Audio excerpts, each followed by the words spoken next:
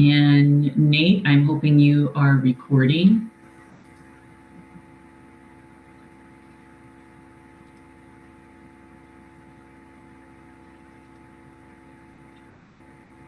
Anna owns the meeting, which is we are live. Thank you. So this is our first meeting without Anna Russell, our fearless leader. And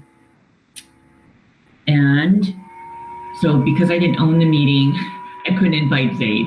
So Zaid has now been invited.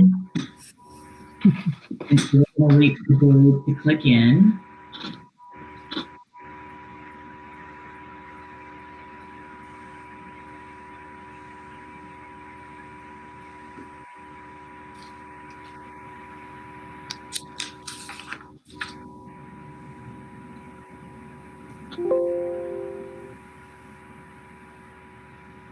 When Zaid pops in, Diana, you're going to take us into. Okay.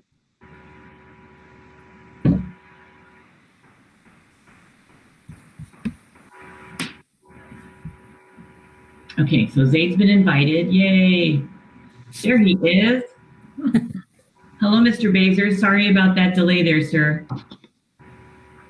So I will call the meeting to order at 6:05. And we 3.2 says report of final action in closed session. And then we did have, we are going to report out at 3.3, and I'd like to make a motion. So I move per Ed Code 48917C that the student completed the rehabilitation assignments and move to expunge all records of the expulsion proceeding. Second.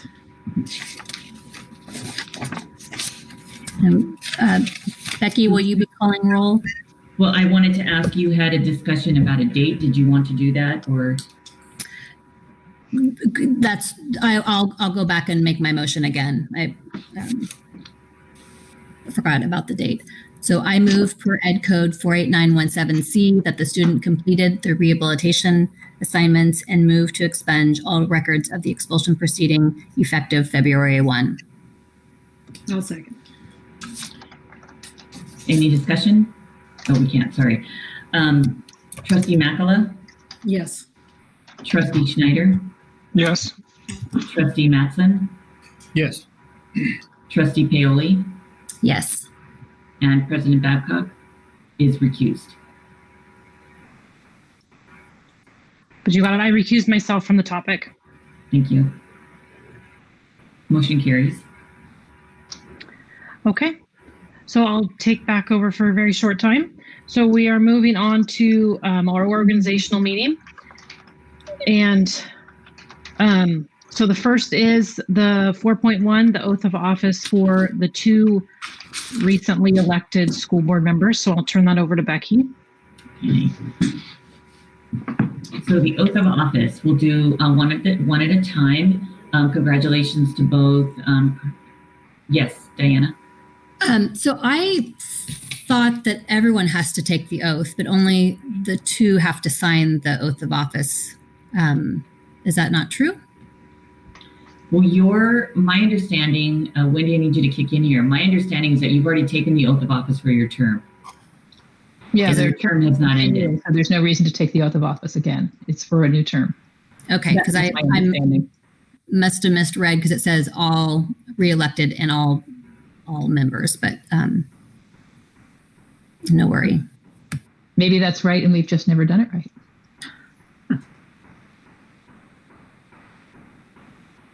Okay, I only have an oath of office for the two board members because my understanding is you've already taken it. Now here's the good news. If we've done it wrong, then we get to do this all again in January or tomorrow actually. No, we can't because it's special. So anyway, let's continue how we have it, which would be oath of office for Trustee Babcock and Trustee Makala.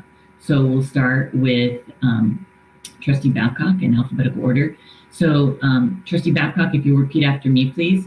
I, Kathy Babcock. I, Kathy Babcock. And I think you're supposed to hold up your right hand, sorry. I, Kathy Babcock, do solemnly swear or affirm. Do solemnly swear or affirm. that I will support and defend that I will support and defend the Constitution of the United States the Constitution of the United States and the Constitution of the State of California and the Constitution of the State of California against all enemies, against all enemies, foreign and domestic, foreign and domestic.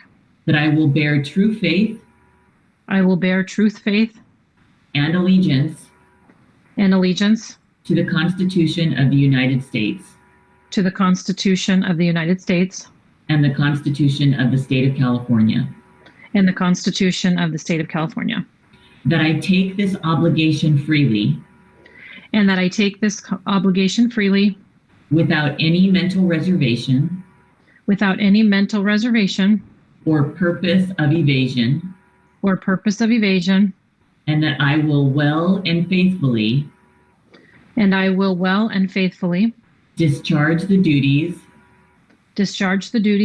upon which I am about to enter. I am about to enter.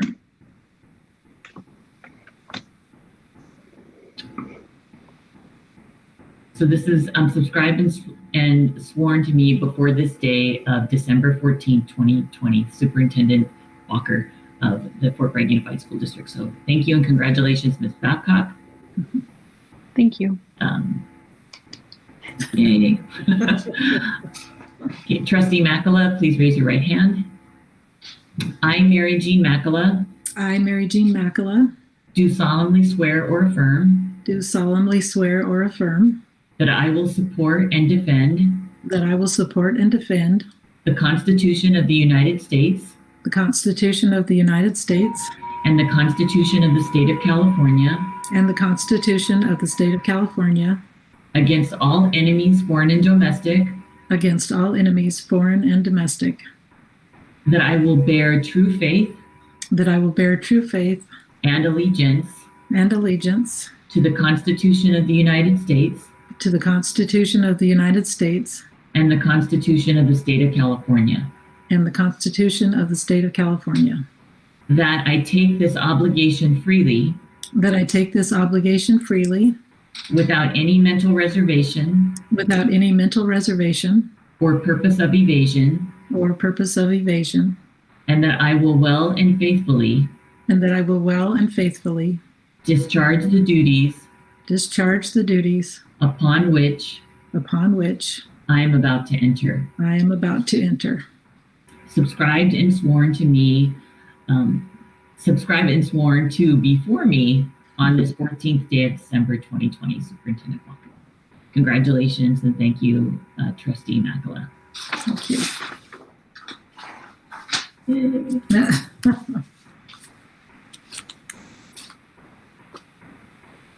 Oh, Kathy, you're muted. Thank you. Sorry. There's feedback, so I thought it was me. Okay, 4.2, the election of officers. We have 3 positions to fill this evening, 2 official elections and 1 appointment. So I will open it up for the election of president. I nominate Diana Paoli for the position of president. I second. Quick. All right. And those are all in favor?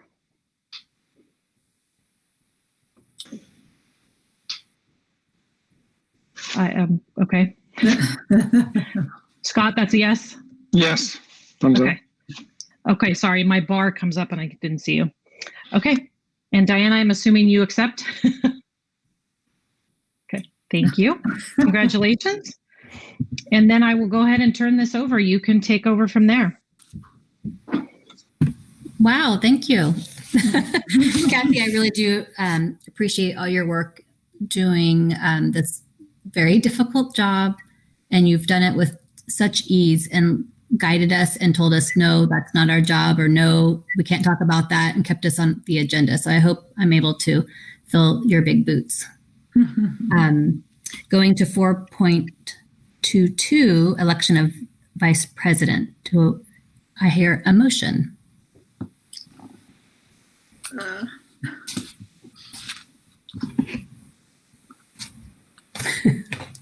don't know.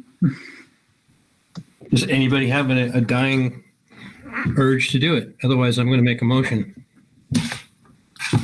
Seeing no one, I'm going to nominate Mary Mackellar for the position of vice president. My logic being that you're going to be on the board in 2 years. But if Scott really wants to do it, jump in, Scott, because I think you'd both do a great job.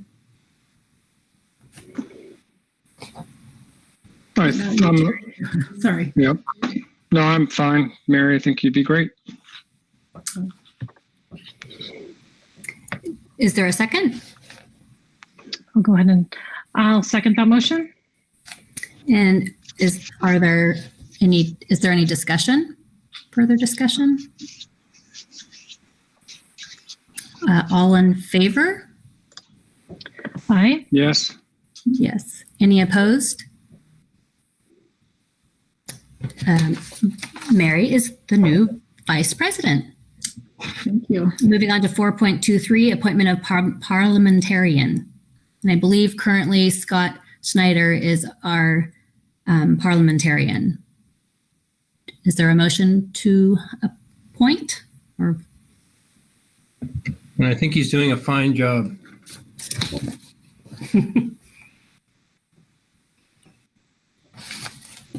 is there a motion? Are you okay with continuing on, Scott, with that? I don't think you probably had to been called on how many times last year? Once, twice? Yeah. No, I'm happy to continue. Okay, somebody jump in. I don't want to hog all the nominations here. Is there a Well, I think that's an appointment. So I think Diana just, Okay. confirms that, right? I don't think we need an and emotion for that one. We've never had anyone do it back-to-back years, but if there's any discussion on that not being appropriate, or if someone wants to take on, I think we have had it. I think we have had it back to back in past. Okay. So then I move, or that I, given that there's no opposition, Scott will be the parliamentarian for this year. Moving on to 4.3, consider approval of filing of verified signature of board members and persons authorized to sign orders in the board's name. And it looks like Anna did a great job doing a hyperlink, so we can go to the agenda and click on it.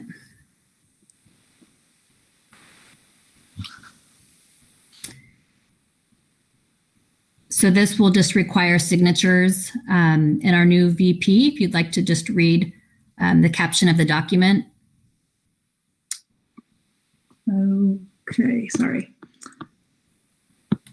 Oops, sorry. Okay. So signatures of members of the governing board, Fort Bragg Unified School District. These signatures are required to be on file in the office of the County Superintendent of Schools Education Code, Section 42633. And do I read the listed names? The current board. Current board, so Kathy Babcock, Mary Jean Mackellar, Gerald A. Mattson, Diana Paoli, Scott Schneider.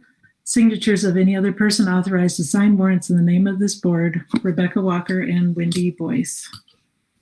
So Superintendent Walker, how do you want us to do an e-signing, or how are we signing this? I think we need wet signatures. So you need to just come by the district office at sometime this week, and then we'll have it ready for you. Okay. Very good. So I don't think there's no motion required for this. Becky, are the district office hours the just regular hours?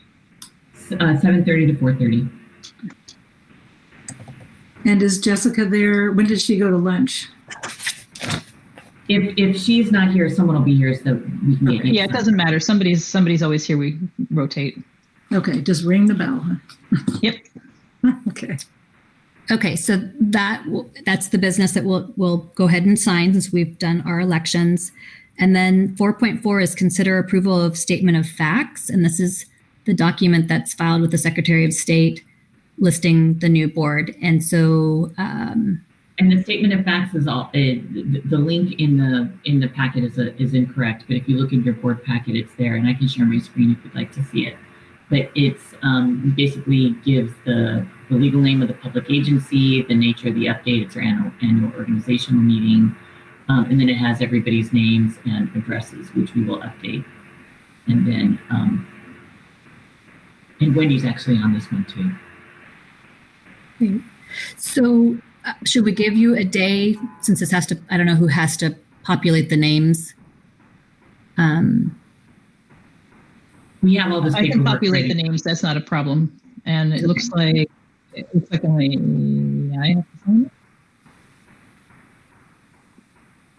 Yeah, it's just a listing of the names and addresses of the officers, and We don't need a signature on it. we don't need a Actually, signature. Not from Just anybody. yours, right? Right. Just yours, Wendy? Okay, perfect. Thank you. Moving on to 4.5, consider approval of regular meeting dates. So Becky, if you want to run us through this to make sure that we're not missing. So hold on just a second. On 4.4, it says consider approval of. Wendy, do they need to take a vote on that? Is it an all in favor? You're muted. They didn't on the one before that also said consider approval of. I think since it says consider approval of, maybe they should do a voice vote just like they did with the Okay, officers. so we'll go back to 4.3. Do I have a motion to approve? Actually, I'm sorry, all in favor? Yes. Yes. Any opposed? The 4.3 is adopted with the new organizational filing verified signatures. Moving on to 4.4. All in favor for approval of a statement of facts? Yes. Any Yes. opposed? 4.4 is has been adopted as the organizational meeting of officers. I'm sorry. Approval of the statement of facts. I think I got those confused. 4.3 is all in favor for the verified signatures. I think I received that. 4.4 is Statement of facts. approval of statement of facts with the Secretary of State has been approved. Moving on to 4.5, if you can run us through the regular meeting dates.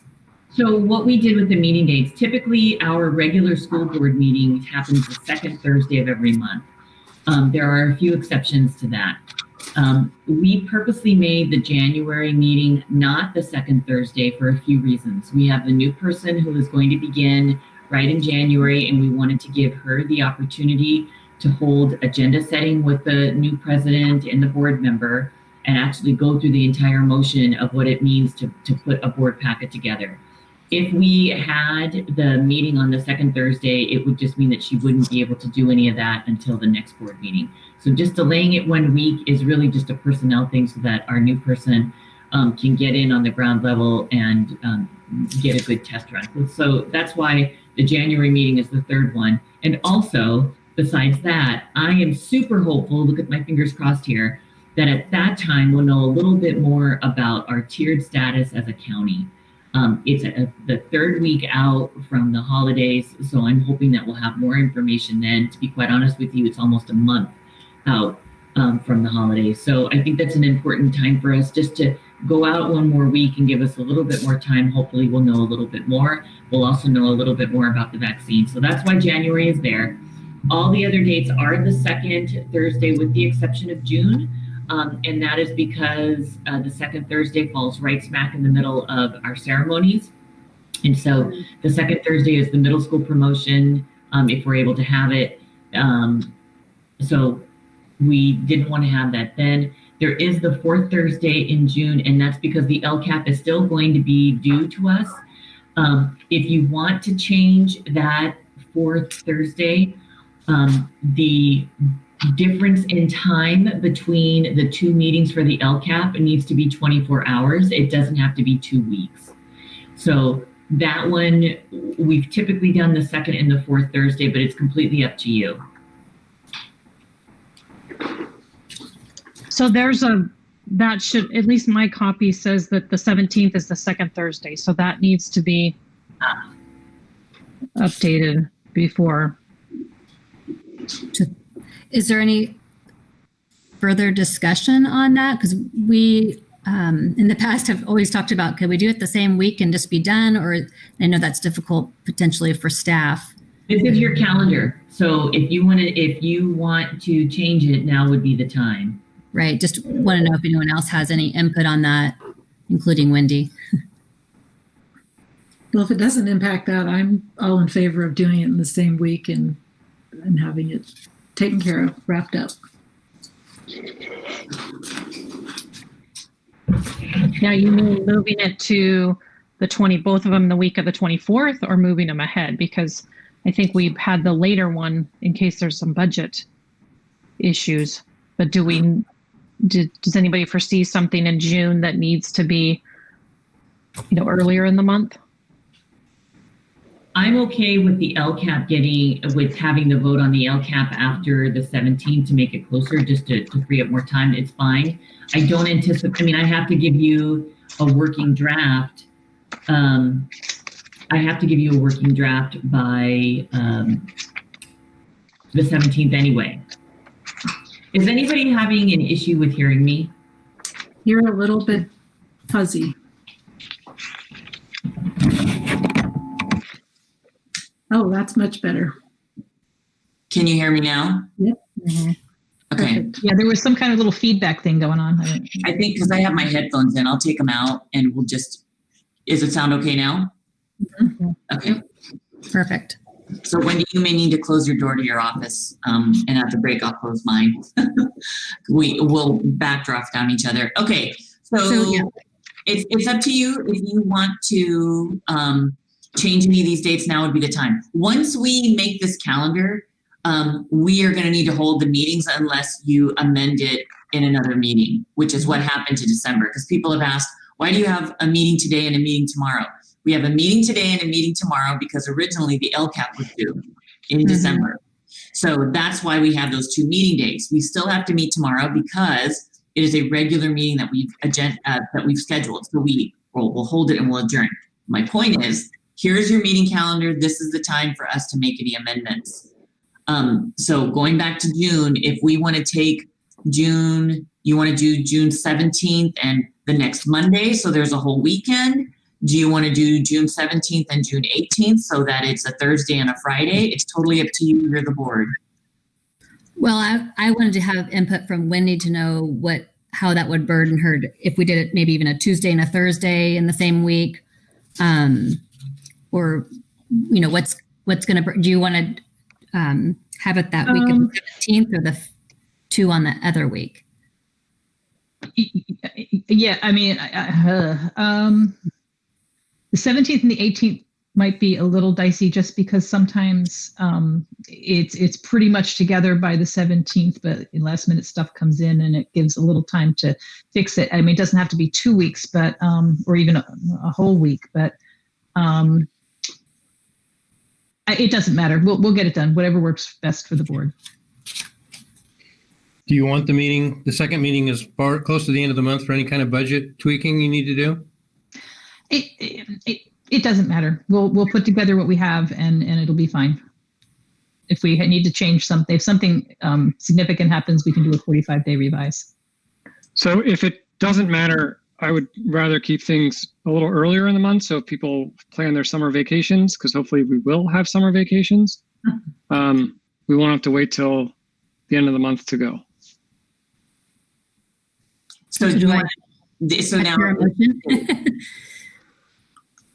So Diana, we're moving. Were you thinking the 15th and the 17th, the Tuesday went Thursday, or were you thinking the Thursday, Friday? That's up to staff. I don't. Yeah, I was gonna say I wanted just to find out from staff how that would look. I just know other districts do these meetings in one week, and if there's no reason to keep them for 2, let's combine them into 1 week. I would prefer the 17th hold because that means if we are struggling with getting some last minute things done, especially with graduation, that gives me till Monday at 5 o'clock to post the LCAP. I will have a draft for you before then, but it gives me till Monday at 5 o'clock. I don't know what graduation Friday looks like. So I'd rather have that pocket of time. And then as far as the next meeting, I'm fine with it being Friday or the following Monday. Wendy, does Monday work better for you if we do the 21st?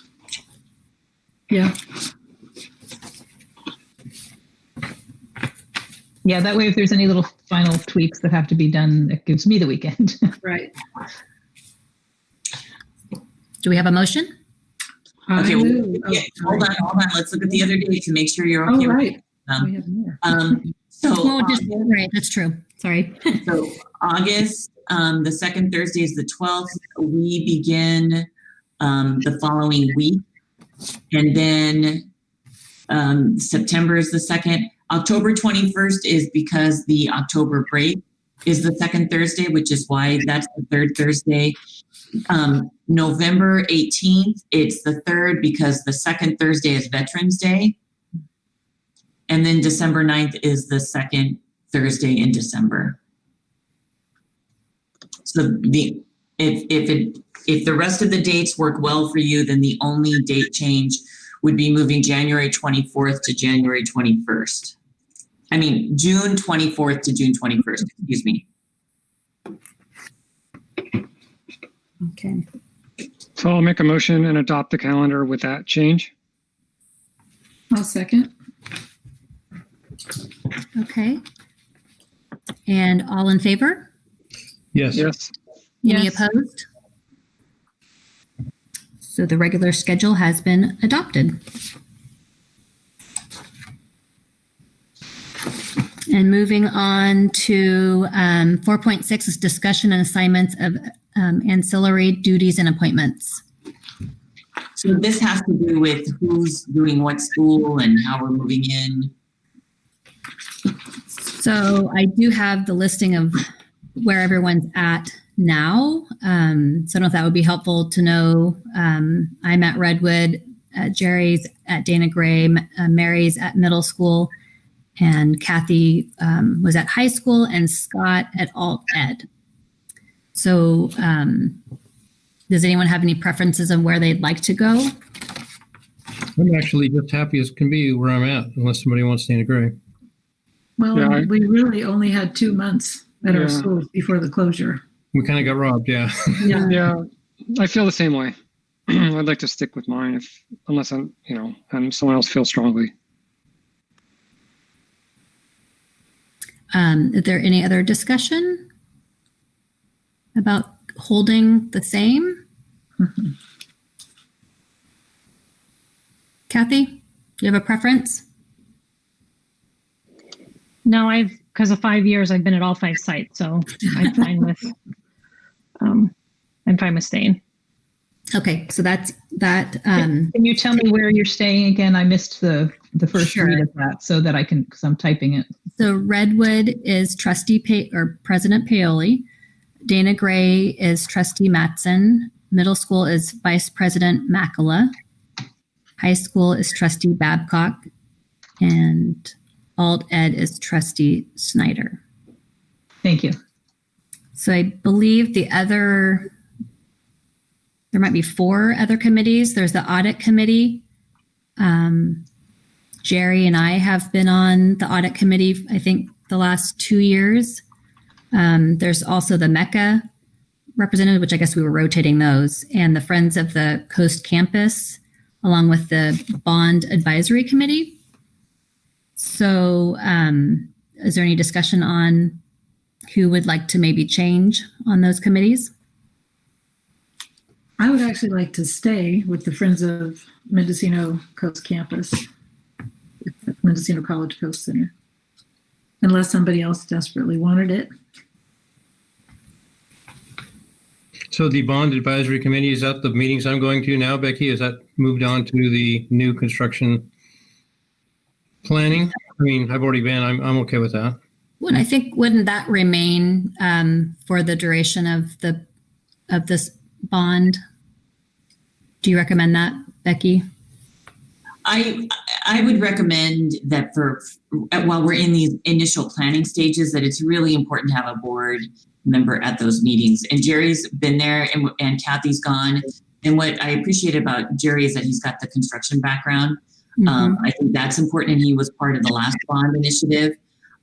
Kathy has had her kids go through all the schools now, so that's also another important piece to this. But I think all of you have had that and going through all the schools now as well.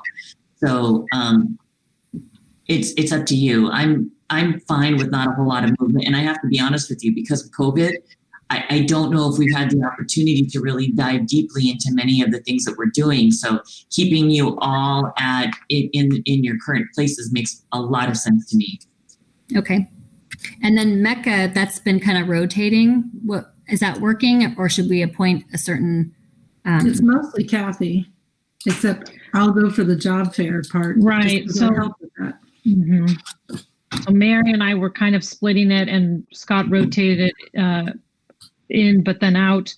But because I'm now working, well, I think it's going to go off the ground, and I don't know how much else will be, but I was working on the 5th grade Senate, and then Mary's working on the job fair. I don't know if we just want to work those meetings out. There's 4 or 5 of them a year. Might be easier than trying to rotate. Sure. Okay.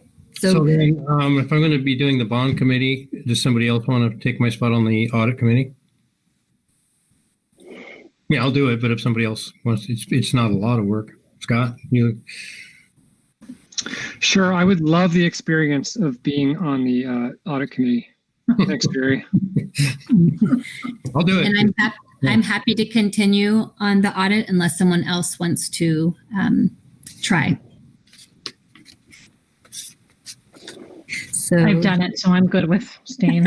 It's really exciting stuff. It I is. do like it, but yeah. Okay, so the appointments are Scott and I will be on the audit committee. Mary Makala will be Friends of the Coast Campus, and Mecca will be, the front runners will be Mary and Kathy, and then the bond advisory committee will be Jerry and Kathy. And of course, anyone that can't make something, any of us will be available to sit before them. Those are the appointments for 4.5. Okay, Diana, do Yes. we want to talk about, I don't know if this is really an ancillary duty or if it goes under our board workshop tomorrow and next month, but the board chat and the Three Rivers, if we want to keep that as the agenda setting person, if you want to discuss that now or during the workshop, I just want to make sure we brought that up somewhere along the line. If we want to keep status quo or change that up. That's a good point. Does anyone else have any discussion on that? I think those are things that I really enjoy the board chat, and I think that the rotation's working. I don't know if there's any further discussion to move it to our workshop, but we could put it under these duties as well to rotate according to the agenda setting. No, I agree. I think it's worked well, and being online has been good, and I think we should continue. Okay. So Wendy, are you taking notes for us today, or? Okay, thank you. Did you get that? I got that one. Okay, thank you. And are we going to continue the Three Rivers? Also, the person who's on agenda setting will attend Three Rivers board meeting. Is everyone in favor of that? I am. Okay. I would like to try to leave some flexibility for Becky to not have to be at every single thing in the district. Mhm. So if we could, if she happens to have something else going on or another meeting, she doesn't feel like she has to ditch that to go to Three Rivers. So I support us trying to support her. And it's nice to hear what other boards are doing too. Mm-hmm. And thank you. And the Three Rivers meetings, I will hand it to Roger and his team. They're pretty quick, and it's nice to check in. So I don't mind at all. Okay. Very good. So we will move on to public participation. And I believe, is there a special blurb I'm supposed to read? Let me see.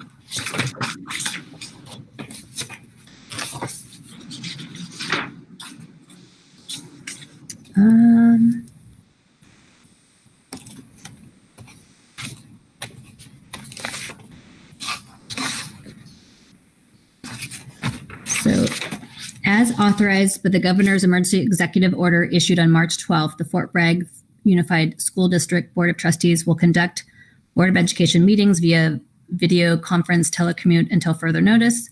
Members of the public who wish to address the board during the board meeting are asked to please submit prior to the start of the meeting by emailing board meeting at Fort Bragg Unified or fbusd.us.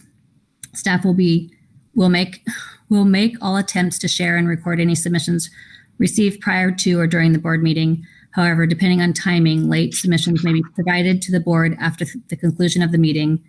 Comments are limited to 3 minutes each. Speakers are cautioned that under California law, no person is immune from liability for making intentional, false, or defamatory comments regarding any person simply because those comments are made at a public meeting. And I think I also wanted to say this is for public participation of non-agenda items. Are there any? There's no public comment. Okay. And number 6 is approval of agenda. Are there any items that need to be moved or pulled along with consent items? I believe 13.5 was put under 12.5. If you look at the actual printout.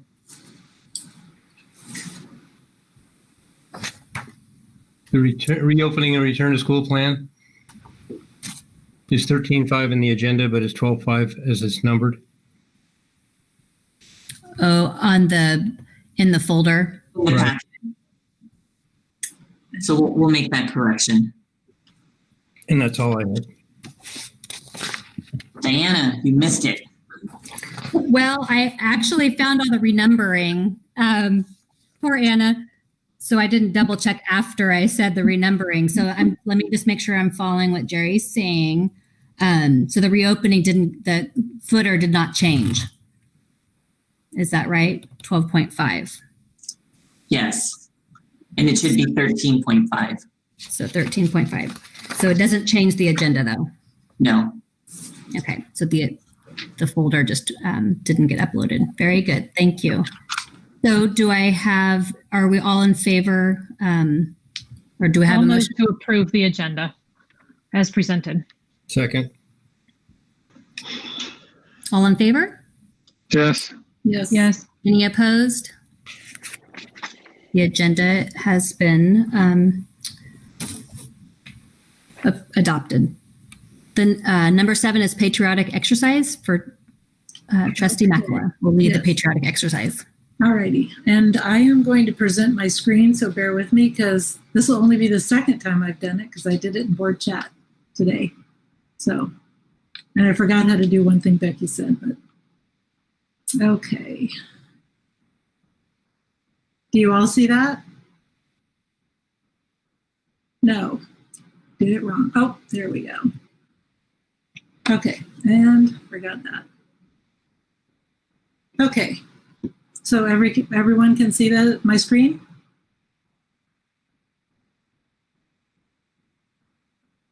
Okay, that is not working, Becky. How did it work? Yeah, Mary, we can all see it. You can, but I can't see it. And did you? Okay, I'll go back to that screen and hopefully it works. Yeah. Okay. All right, so there were several important historical events in December that really changed history of this country and really in the world, starting with the Boston Tea Party. That wasn't the very first, but on December 16th, 1773, which led to the Revolutionary War, and the Bill of Rights was December 15th, 1791, which of course gave us many of the rights that we all hold dear today. I thought this was interesting because Martin Van Buren, the first president that was actually born in the United States, he was elected in December of 1836. Pearl Harbor, December 7th, 1941. This was the act that led the U.S. to entering World War II. Rosa Parks, in December of 1955, refused to give up her seat on a bus to a white passenger, and she became known later as the First Lady of Civil Rights. And Dr. Martin Luther King, December 1964, received the Nobel Peace Prize, and he went on to become the leader of the civil rights movement.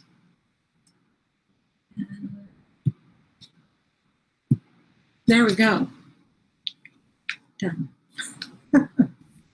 Thank you, Mary. Acknowledgements. Becky, would you share with us?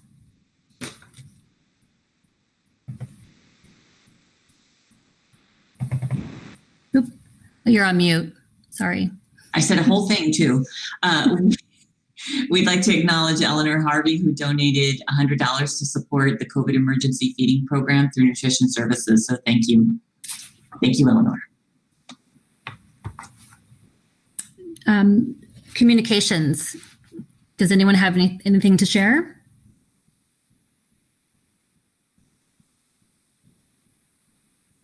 I don't think I have either. Moving on to public participation for agenda items. Do we have any? So I am monitoring the email of board meeting at fbusd.us, and we have no public comment. I will keep monitoring it because I know there is a delay between YouTube and us. And so if something comes in, I will interrupt. And Kathy, former president, do you recommend that I read again if there's no public participation on agenda items? Do I need to read the blurb again? No. Okay, thank you. So the next business is board reports.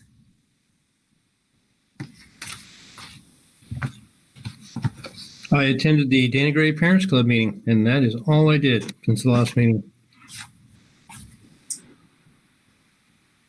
I attended the PACER meeting for the CSBA, which was really interesting. Lots of good information. Attended various education webinars and articles that I read and so forth. But I also attended the CSBA annual education conference, which was December 4th and 5th, and got a lot of really great information. I downloaded a lot of things, and I put it into my Google Drive, and I'm happy to share that. Or I could put the whole folder into the shared drive if anybody wants access to that information. So that's it.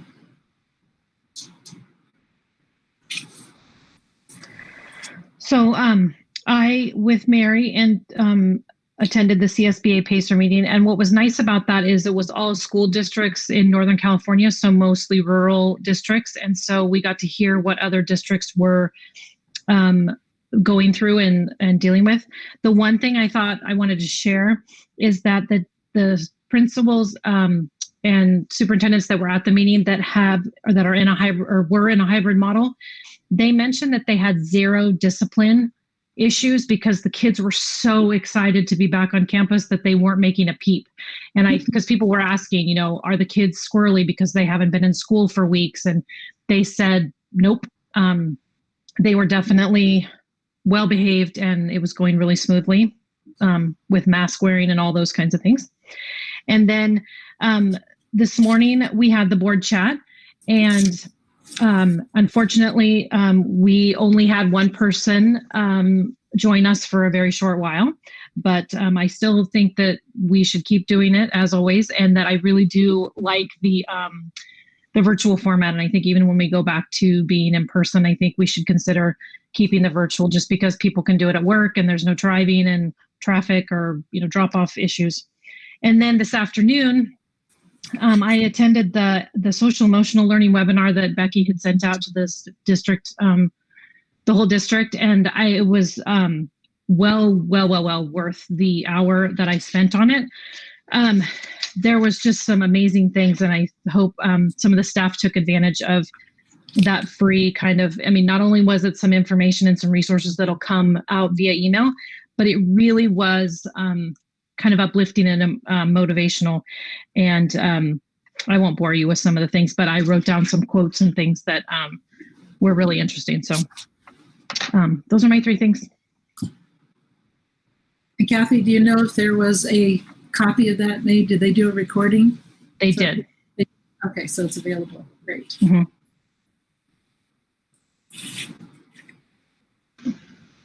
I don't have anything to report at this time. Thank you. I'd like to report that I also attended the PACER meeting, and of course we were on mute, so we didn't, although I wanted to ask so many questions, I didn't. But what I got from the meeting, along with what the other trustees shared, was CSBA really is encouraging us to write to our state leaders. And I know that's been brought up to us in August. There was a neighboring district that wrote to the state to support full and fair funding, and then the current issues that we're experiencing with the pandemic, and that we discount, and this has always been something that we've wanted to get into or didn't want to get into because we felt like our voice isn't valuable, is that the CSBA uses our local LEA voice, and then that's what they bolster their needs for us, and they're supporting us. So we're a small district. I guess technically we're not a rural district, which there are districts that are 50. It's hard to believe that we aren't considered rural. But I value that. So we might want to consider doing something like that to get a letter together to support small and rural districts. I also attended quite a few CDE webinars, and they are really worthwhile. And like Mary asked, they are recorded. There was one in October about suicide prevention, but it was just more about taking care of yourself and making choices that benefit you and your mindset, and to help you through this crazy time that we're living right now. And I can't stress enough to go back to those sources. They have done some amazing presentations. I also attended the high school site council last week, and that was really insightful. And maybe we'll get information from distant learning and how it's working and how it's not working. It sounds like the staff is working really hard trying to engage students. And it was interesting that they had shared that there are more A's than they've ever experienced before, but there's also more F's than they've ever experienced before. So they're trying to figure out, how they're going to mitigate that. So you wonder if I didn't ask, if the A's and the F's were students that are maybe freshmen, or if there was a demographic that was affected, or it's because they truly aren't, attending, or they're attending, what are the issues? So they had their next meeting, I think, is in February. So if you're interested, they do need parent participation. And I did attend the parent meeting on November 19th. And I also, there was a Healthy Kids survey, and I listened to, I think it was a state reporting. And I'll have to ask Wendy another time, but I'm curious if we have to do that this year. So that's my report. Moving on to the superintendent's report, 11.2, the bond report. Okay, we have with us in our virtual audience is Kevin Chapin. Kevin, are you there? There's Kevin. I'm here. Kevin's one of our wonderful architects with QKA, Kutroki-Kwak. And so in the packet, you have the presentation that they gave to Redwood. I want to say it was back in October. I think it was late October is when we first met. Does that sound right, Kevin? That's correct. And then we met the first week in November. And so I asked Kevin if he could come and be here today to answer any questions you may have. One thing that was added to this that's different from what people have seen in the last board meeting is the Redwood Elementary School, the new classroom, phase one of that, the modifications of Redwood. So I'm not sure if you had a chance to read that. I can share my screen and you can ask Kevin questions, but this is your time with him. So I'm here to answer any questions about how we laid out the series of projects or timelines, or any other questions that you may have about the bond and the projects. And does anyone have any? Diana, do you want me to share my screen to show these documents, or how would you like to do this, folks? And I can run through all of it too if you want me to. Sure, if we can do a quick presentation since we have the information. Okay. So Kevin, do you want to start from the very beginning or just from the yeah, let's just run up real quick. From the beginning? So I can remind everyone what we're out. Okay, so the first page is kind of the bond progress to date from us walking the sites in September to our last meeting at Redwood last month. If you want to go on to the next one. Then this is the bond authorization. So this, since you did pass a bond, you don't get all the money at once. You do have to sell them in series. So it's done in 3 different series.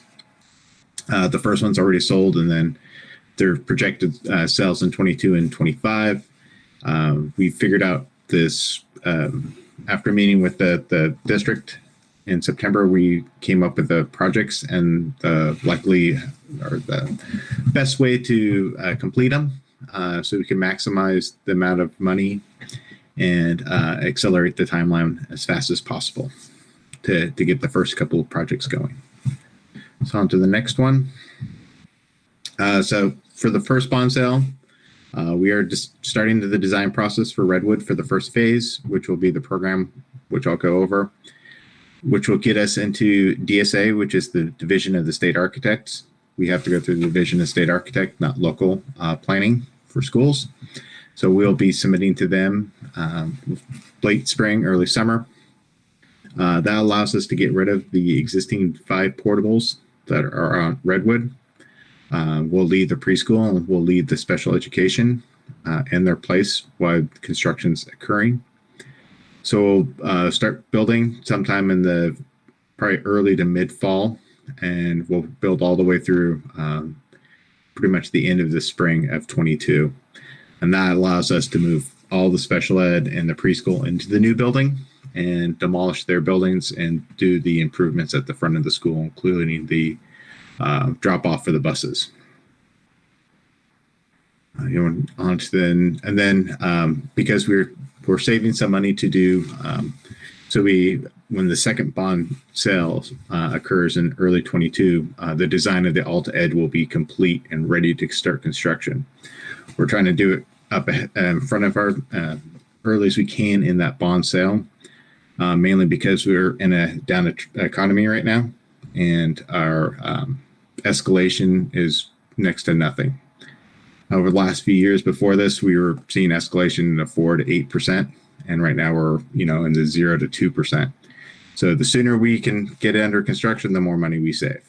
So that's the idea of trying to do the design process in the first bond sale and have it ready to go for the second bond as soon as it's sold. On to the next one.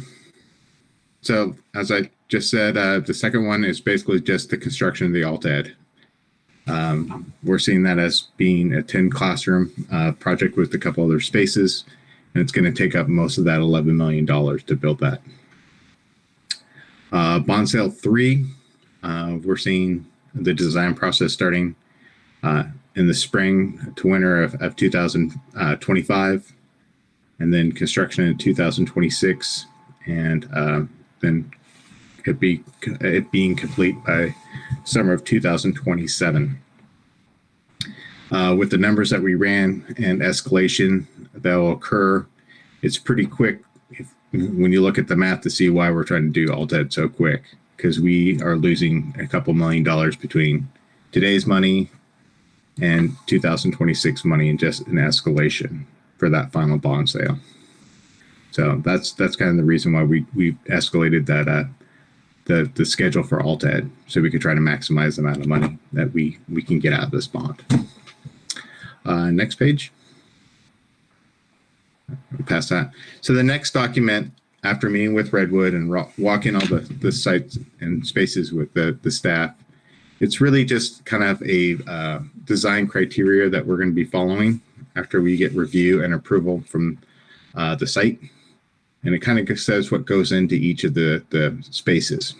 So going through the preschool, if you read through it, we talk about the kind of spaces it needs to have: acoustic treatments, finishes, cabinets, and whatnot. And then if you keep scrolling down, you start seeing some of the support spaces that need to go along with the preschool. Currently, there's 6 offices. They all open onto that main classroom, and that was in walking the site. That was everyone seemed to agree that worked well and would like to continue it on the new project. So if you mind, keep scrolling down a little bit. Keep going. So then if we have the kitchen, the entry foyer, and toilet rooms.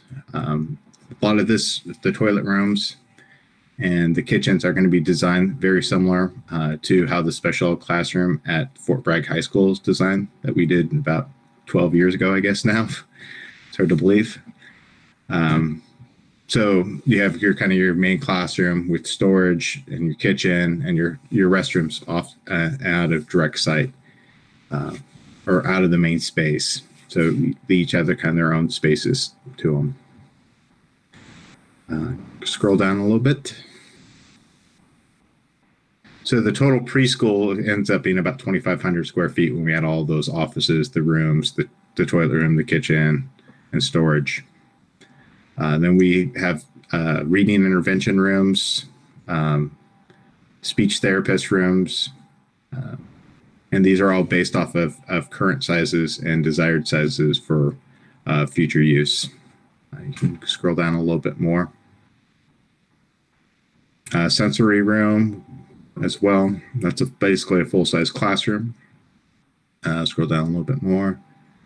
Then we have the special ed classroom as well, with individual breakout spaces. And once again, we go through all the different types of finishes that we're proposing and we'll design too. Scroll down a little bit more. And so keep going. And so all the stuff that goes into the special ed ends up making it about 2,000 square foot space. In that new building, we're also adding a single occupant staff toilet room because there's a lack of staff restrooms on the campus. So it was desired to have some. And then total building size right now, we're looking at just over 6,600 square feet. And then in the last page, we have a little bit of what we're proposing for the site. So where the entry for the parking lot for the county building is right now, we're planning on extending a driveway from that spot all the way up to the existing multi-purpose. And so you make a long drop off in front of Redwood. It's long enough to accommodate 5 full-size school buses. Then we're planning on creating a student entry, and that would be at the south side of the current library between what's the library now and the preschool. And the reason why we want to do that, it aligns with the sidewalk or the crosswalk. And so we can have a dedicated area where students can line up inside of a fenced or gated area and be let out in kind of an easy kind of controlled format. And it's really kind of an entry spot for the students. So it's defined a little bit better than currently, where it's kind of it's a little bit of craziness. There's no great entry to the school. And then we call out some of the site work around the classrooms as well in this. And then I note a couple of the other miscellaneous site work that will need to occur that the division and the state architects require us to do. And what those are: upgrade to accessible parking, accessible path of travel improvements, different spots of the site. So those are that's the program that we're proposing to the Redwood group. And we like to get their comments, and then we'll start the layout of the actual buildings shortly thereafter, and we'll be on track to submit this thing to DSA in the late spring. So any comments, questions?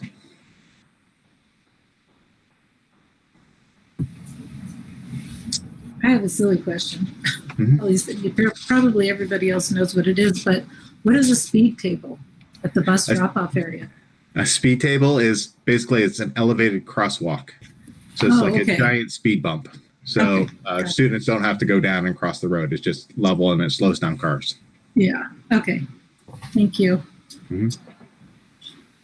And then I just had a clarifying question.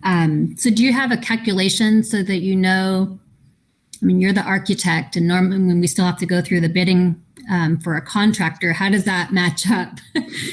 You have the design and you've been told to make square boxes and make it very neat and simple to keep within our budget. But how does that really work with your experience?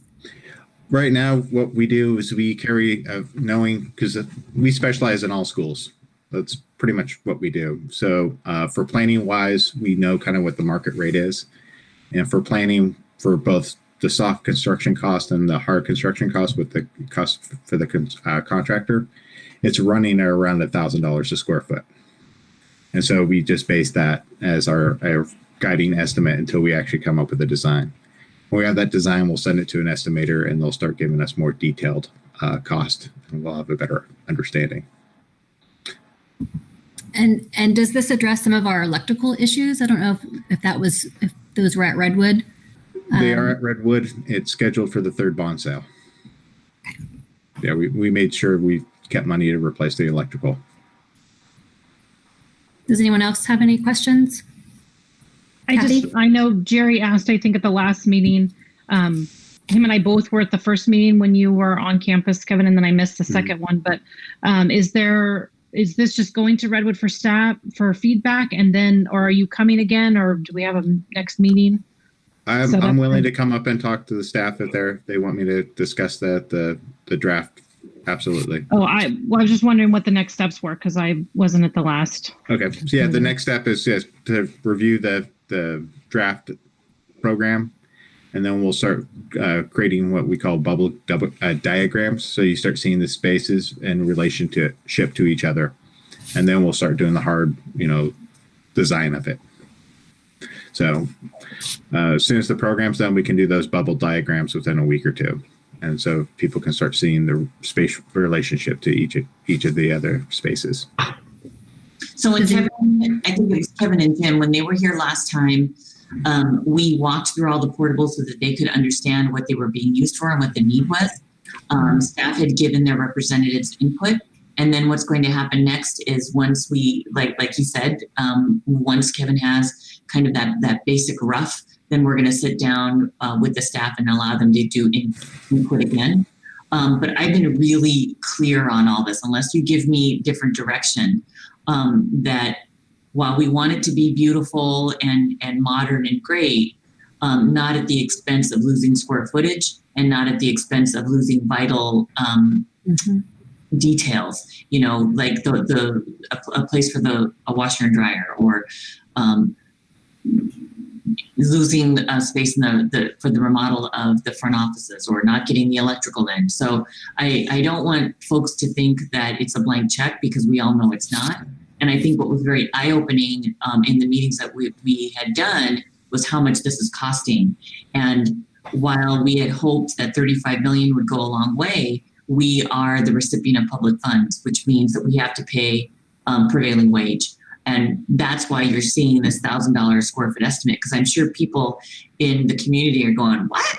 You know what I can build for $1,000 square foot? Well, yeah. In the private sector, you can build a whole lot for $1,000 a square foot, but not in the public sector. So those are the obstacles that we have at this point. But staff will have the ability to provide input, but again, not at the expense of building the Taj Mahal. So I just wanted to thank Kevin for coming, because I had kind of asked for it to be put back on the calendar or on the agenda, because this is the community's tax dollars, and I think that they need to be provided with an update, and that's what I ask, so that they know, how the tax dollars are being spent and why we need it. And then I noticed the committee members are all staff. So I want people in the community, if there's someone that wants to join the group, there's still slots and sectors that need to be represented, just to have a different eye and input. And, I don't know if there's any Rotarians out there or others, but. So that's different from the Bond Oversight Committee, Diana. Okay. That's a completely different, this is strictly talking about the architecture, the needs, desires, mandatory, necessary, desirable at Redwood right now. Okay. Because you're Bond Oversight Committee is a different group, and I'm getting ready to convene that, because we're getting into places where we need to start doing that. Okay, thanks for the clarification. because it does say bond report, so that's vague. So I didn't know if that also included the committee. And just to let everybody know, once we started this initial discussion with Kevin and PKA, it was really about the goal that we had throughout all of this was to get rid of the portables. How we were going to get rid of the portables that are being used for students within the district. And there are still some other things that we're looking at, but the goal when we're done with all of this is that the portables for student use will no longer be in Fort Bragg Unified. So just know that was where the starting point was.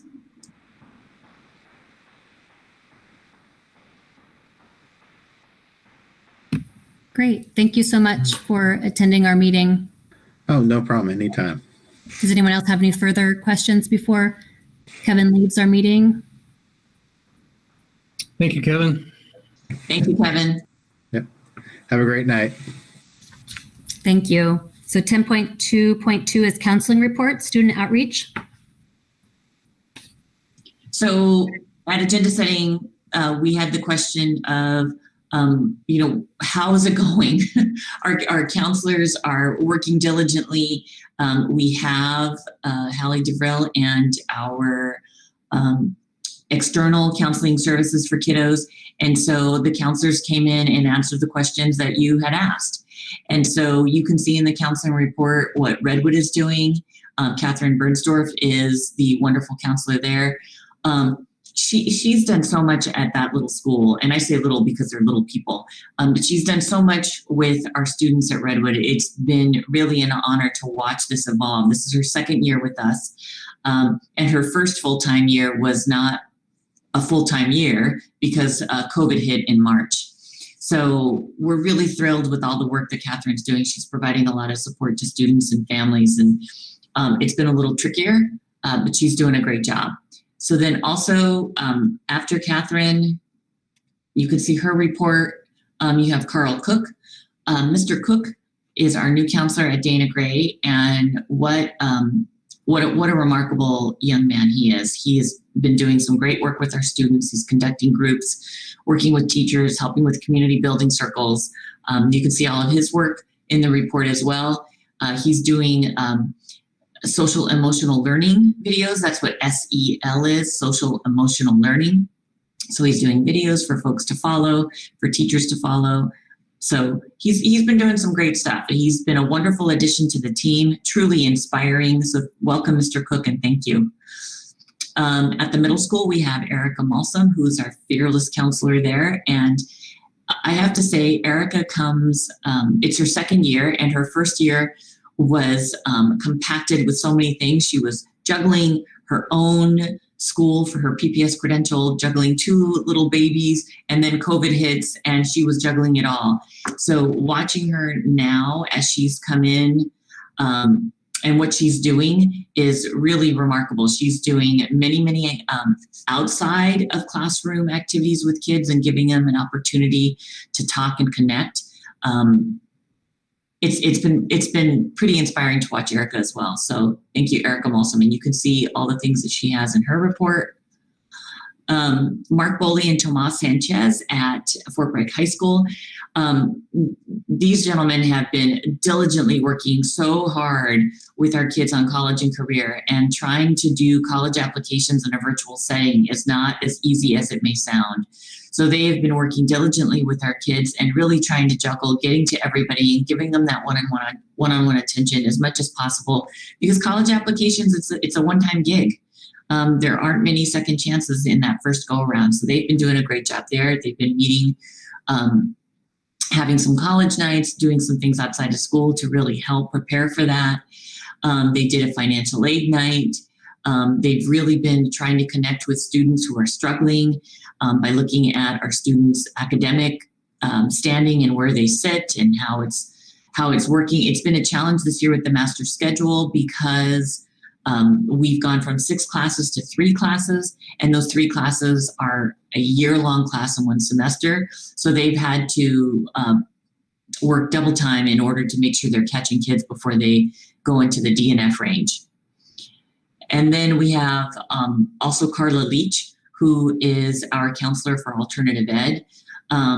I don't know if she ever sleeps, but she's always meeting with kids and even on the weekends. And I don't expect anybody to do that. Carla's been a savior for many of these kiddos. So she's holding groups, she's meeting with kids, she's working with teachers and families. So she's kind of doing it all. But she also has a smaller population. But I think it's necessary. They're our neediest group. And so Carla's been really wonderful in bridging connections there with kids. So thank you, Carla. And then last but not least, we have our LLMH referrals, which, Wendy, I'm going to put you on the spot here. Do you remember what LLMH stands for? Something mental health? Learning loss mitigation. Thank you. Mental health. Okay, perfect. So this is the money that we designated out of our COVID funds to help support our kiddos. And so Hallie DeVrill and team, and they're a pretty great team, I have to say. This is who they've been reaching out to. So one of the things that's difficult is that we are having some families who've declined services, but we do have families who are accepting services. And that's a tough one. So know that if you are out there, you are a mama and a papa, and you see your kiddo struggling, Hallie and her team are pretty remarkable, and can undoubtedly find you a good fit with your kiddo. So that is available. You're welcome to call our school counselors to get referrals to that as well. And I am checking for any public comment, and I have no public comment at this point. Questions on that?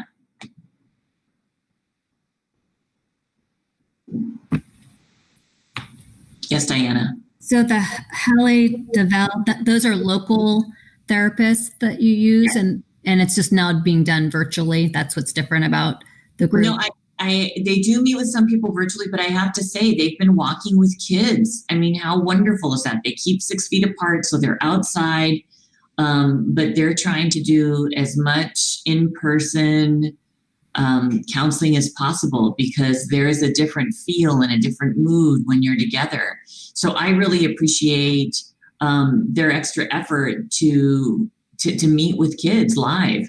I've watched them walk around town. They do keep their 6 feet.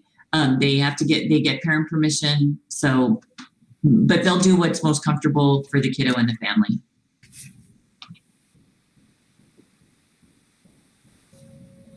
Well, thanks for getting all this, Kat or Becky. It's looks like they're doing a lot. So I appreciate that. They're doing a lot. Kathy, you had your hand up, I think. I just wanted to thank you. I'm the brat that asked the question.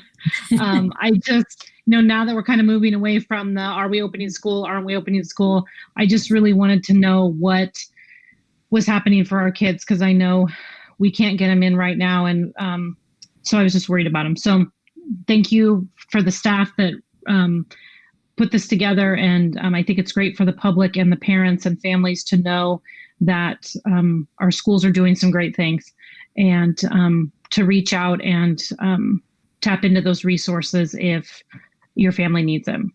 So thank you, Becky, and the counseling staff district. And it's so exciting.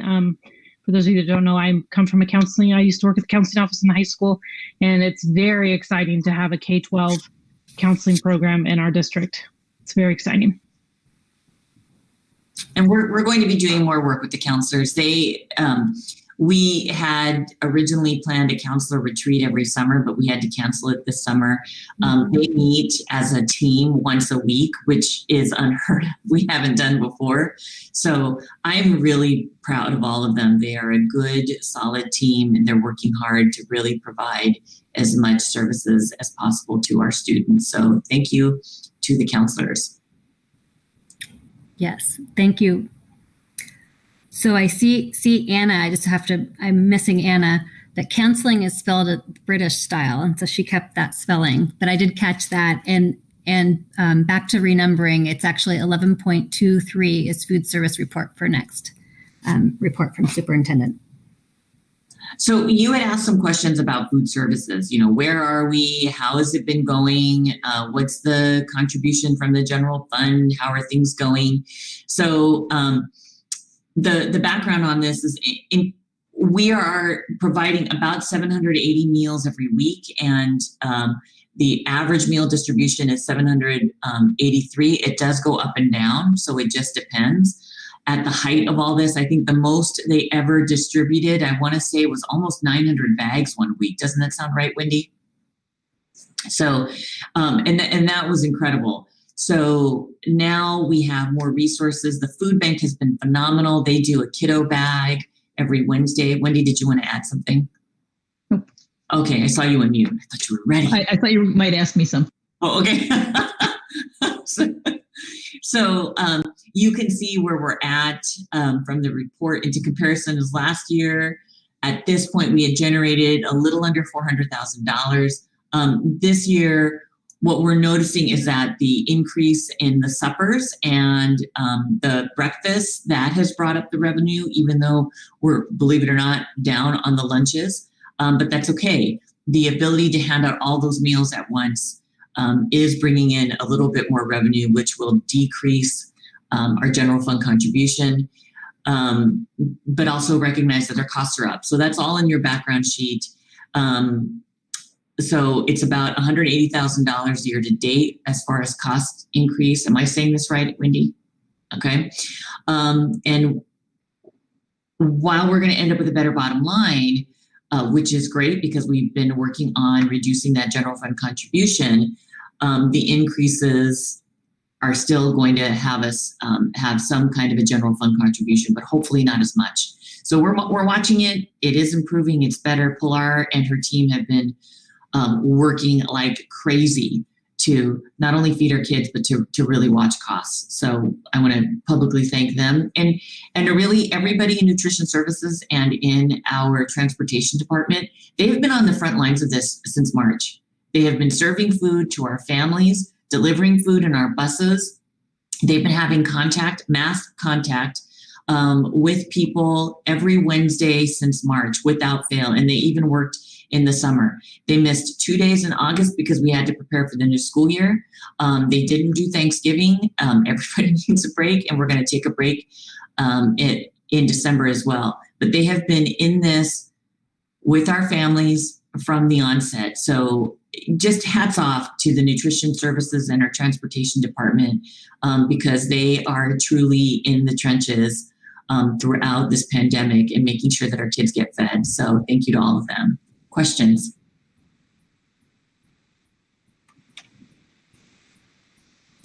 No, thank you. And they serve you with a smile. They're so pleasant. I don't know how they're feeling, but I definitely see their smiling faces, and they're doing a great job.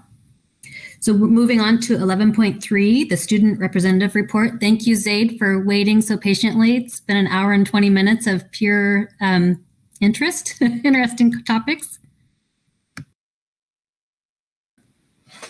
Hi, good evening.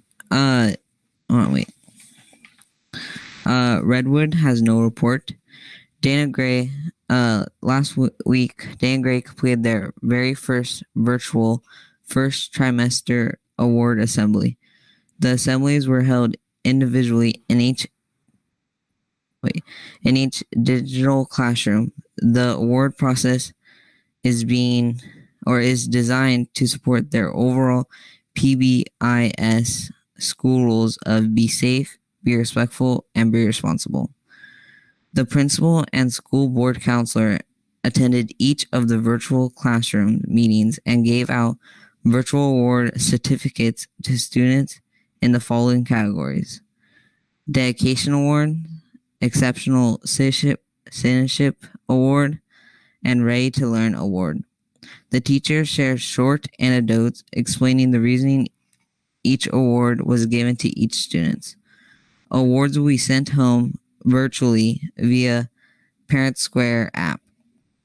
Dana Gray teachers and staff wish all of their students and families a wonderful holidays and look forward to seeing their students again on Tuesday, January 5th.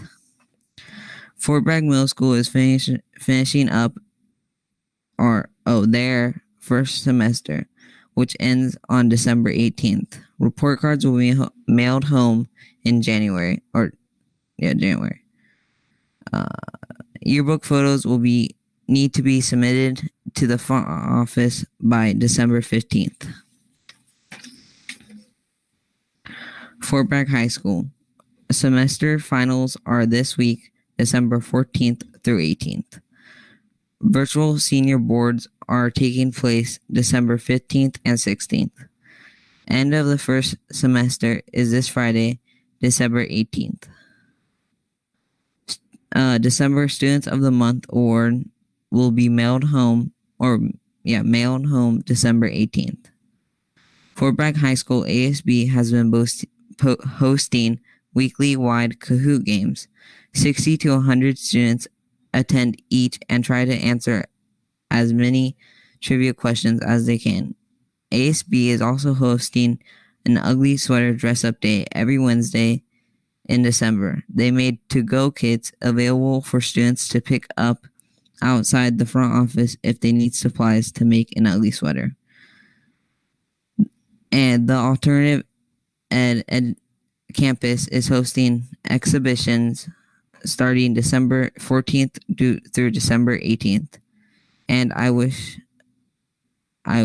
wish you all a good break. See you 2021. Great. Thank you for your thorough report. And you're welcome to stay, or if you do have finals, you might have finals this week, you can exit. And Zaid has, we've discussed this. Because of finals, we're going to give Zaid a little bow out here. Zaid, thank you so much for all your work and reporting with us, and we will see you in 2021 as well. Thank you. So 11.4, do we have a CSEA report? Looks like we have another person in on the call. No, the ninth person is 1, 2, 3. You're thinking of USD television. Gotcha. Okay, so no report from CSEA. And is there a report for FBDTA? No. No verbal. Okay, and are there any public comments? I will check. So I'm not public, obviously, but I just for the record want to really encourage the reps to let us know what's going on. I know there's a lot of activity, a lot of meetings, a lot of discussion, and it's just kind of good to hear. So just encouragement. No public comment at this time. Okay, thank you. So moving on to the approval of the agenda consent items. And the consent calendar is provided for an agenda item that are routine and non-controversial. Items on the consent agenda are passed in one motion without discussion. Any item may be pulled from the consent agenda by the board and moved to action when approving the agenda. Does anyone have anything to pull?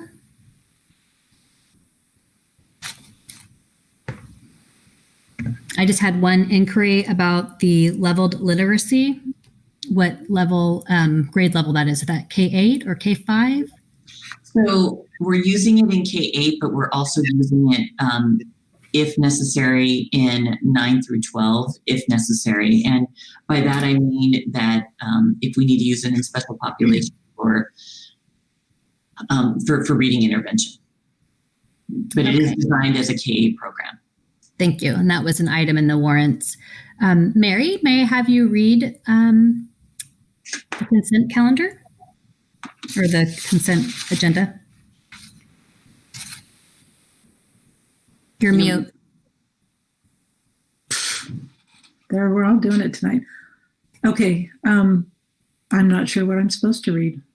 Just the 12.1 warrants. Just read what we're approving.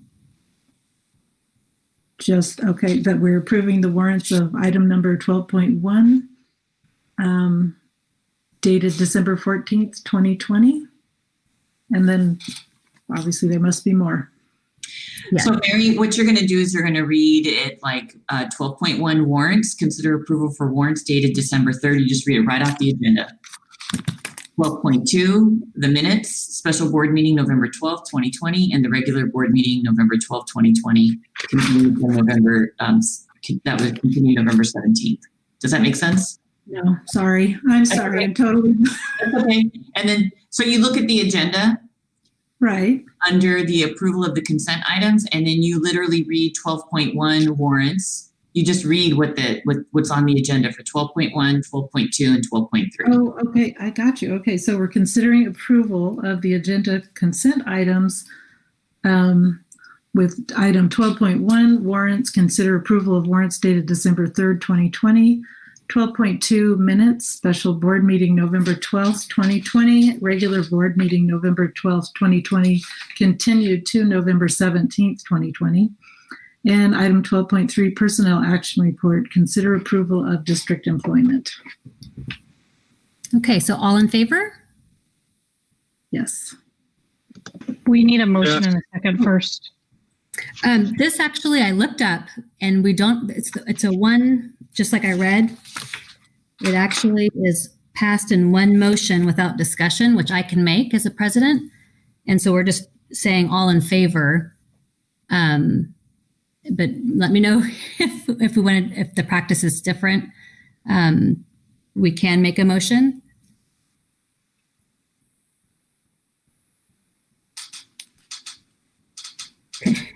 So all in favor of the consent agenda? Yes. Yes. Any opposed? The items on consent agenda, hearing no objection, have been adopted. And My now, apologies. We'll do it better next time, I promise. me as well. I'll look into that, but I because I know there was always confusion on if we read it first or after. So let me know if we need to do a different practice. So 13.1 is a consider approval of the first interim report and certification. I think Wendy's going to give this report. Oop, you're mute.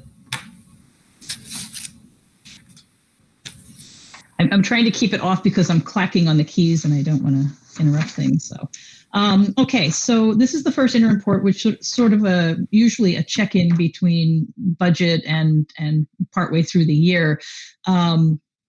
This year, nothing is typical, so it's even more sort of nebulous than usual.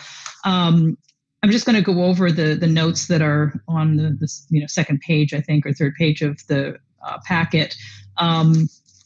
We do have some better guidance about some things. The deferrals that they have been talking about are definitely going to happen, but they are not going to be based on as much revenue as we originally thought.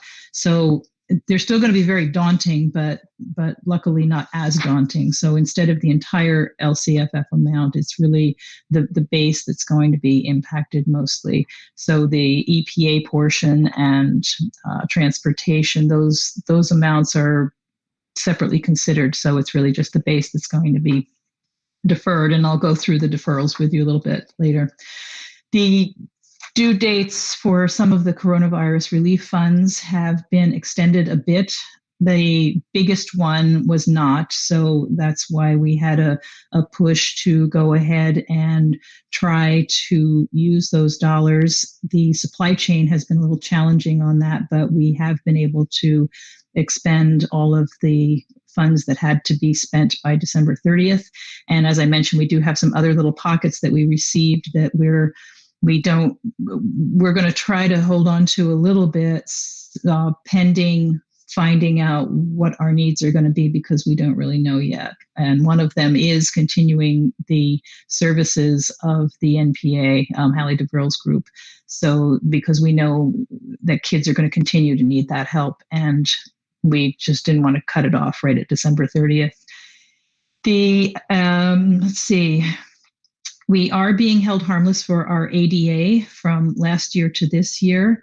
And the common thought is that because if one year has a higher ADA than the next year, for that one next year, you can use the prior years. So it sort of means that we're going to be held harmless for 2 years, if that holds up, which is very nice because we have lost some students that have moved, and that and the transfer. Well, we'll go through that when we go through the numbers a little more.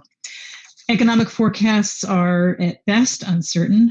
the priorities of a new administration may change, but we don't know at what level, and any stalemate that ends up being in the legislature, federal, will make it more difficult to make large changes to education funding.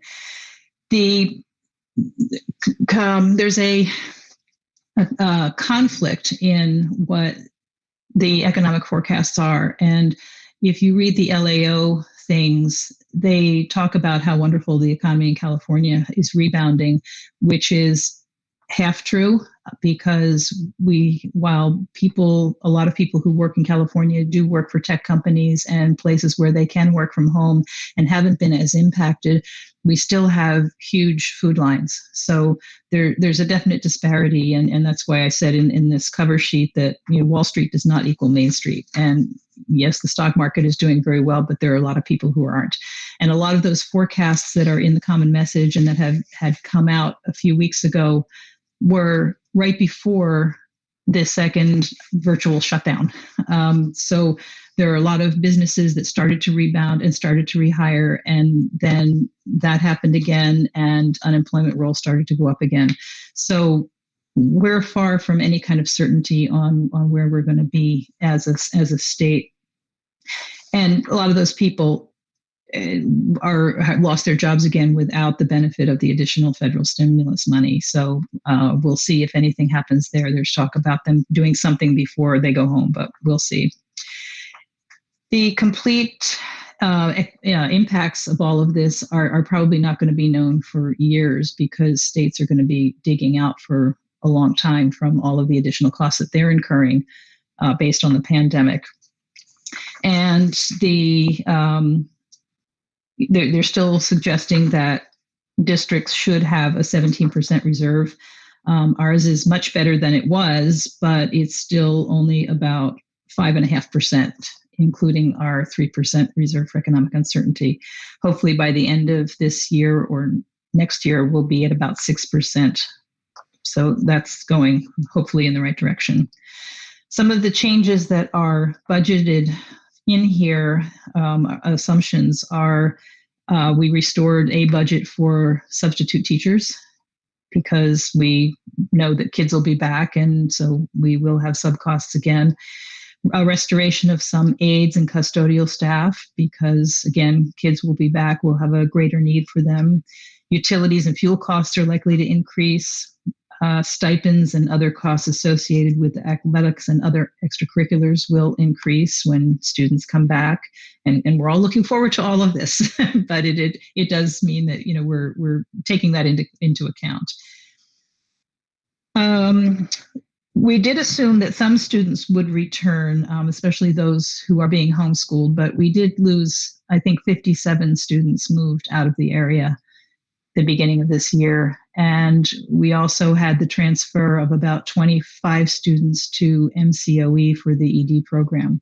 So that's a lot of students to be down for us. The cumulative effect could be about $750,000. I'm hoping that when they do the January budget, that we'll have a little better idea. The common opinion is that we will continue with a zero COLA for at least another year or two, and that the deferrals will continue for at least another year. So with this budget, if you go to page 82 in not your packet, in my packet, I put little numbers in the lower right-hand corner. So this is the layman's version of the budget that kind of compresses things a little bit so that you can get a better big picture idea of what's going on. If you look at the first line on page 82, or the top of that chart on page 82, you can see where it says funded ADA. And so we're being held harmless this year, and the assumption is that we'll be able to be held harmless again for 21-22. And as with every presentation we make, we have to show 3 years. So the third year out, if our trends continue, you can see the drop in our ADA. is fairly significant, and that's where the $750,000 comes from there. And we're assuming no COLA for any of the 2 out years. That could change, and that would be lovely if it did, but we're not anticipating it. If you go to the bottom of that page, total revenues, you can see that they actually creep up just a bit next year because the LCFF funding works the way it works. It's a 3-year rolling average, so the higher numbers are leaning it, tilting it a little bit to a little bit higher amount for the second year. But you can see what happens in the third year. It kind of falls off with that lower ADA that we're anticipating. And then if you go down to page 85, you can see the total expenditures, and this is the unrestricted side of the general fund, continue to increase just because we have some of the restoration of those costs that I talked about, the substitutes, the aides, and the custodian.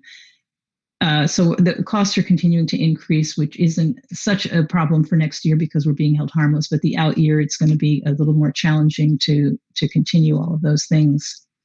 And then if you go to page 86, you can see that the net decrease, right in that top box there. We are going up considerably this year because, frankly, a lot of our costs are down because nobody's on campus. And then it's a $354,000 deficit in the second year. And then the third year goes to a $2 million deficit. I have absolutely no belief that that's actually going to happen. But without any kind of information to the contrary, it felt ingenuous to try to work it out to not have that kind of a deficit, because right now that's what it looks like. We can afford it, we can maintain that, but it's clear that can't go on if it did come to that. But the third year is just, given the climate and the uncertainty of everything, didn't make sense to me to try to figure that out any farther. And that will be in the county letter, that your deficit spending by a lot of money in the third year. How are you going to fix that? But I did put in the report, in the criteria and standards, I made mention of that we show a large deficit for the third year, but it's just too uncertain to try to document anything else with any kind of certainty, and that we know that if it did come to that we would have to make some difficult decisions, and we would make sure that we did that. So on the restricted side, when you look at the revenues on page 87, the bottom of that page, total revenues, you can see this year the restricted revenue is 6.6 million, and then it drops to 3.9 million. That's not a mistake. Our coronavirus relief funds were a little over $2 million, and so that accounts for all of that difference, and those were all one time. So that all had to come out for next year. And fairly flat funding we're looking at for the third year. And again, the expenses are continuing to go up, just statutory costs, if nothing else. So we will have to keep an eye on that. And as always, we know that just because we have positions budgeted doesn't mean we're going to fill them. So again, that's why we always end up the year with a little more bottom line than we expected. And this, so I anticipate that will happen again. I don't see us falling off the cliff there. So if you go down now to page 93, this is the schedule of deferrals that I was talking about. So the amount that's subject to the deferrals is about 9.7 million. And you see July through January, the regular schedule and the schedule with deferrals are exactly the same. It's after January that things change.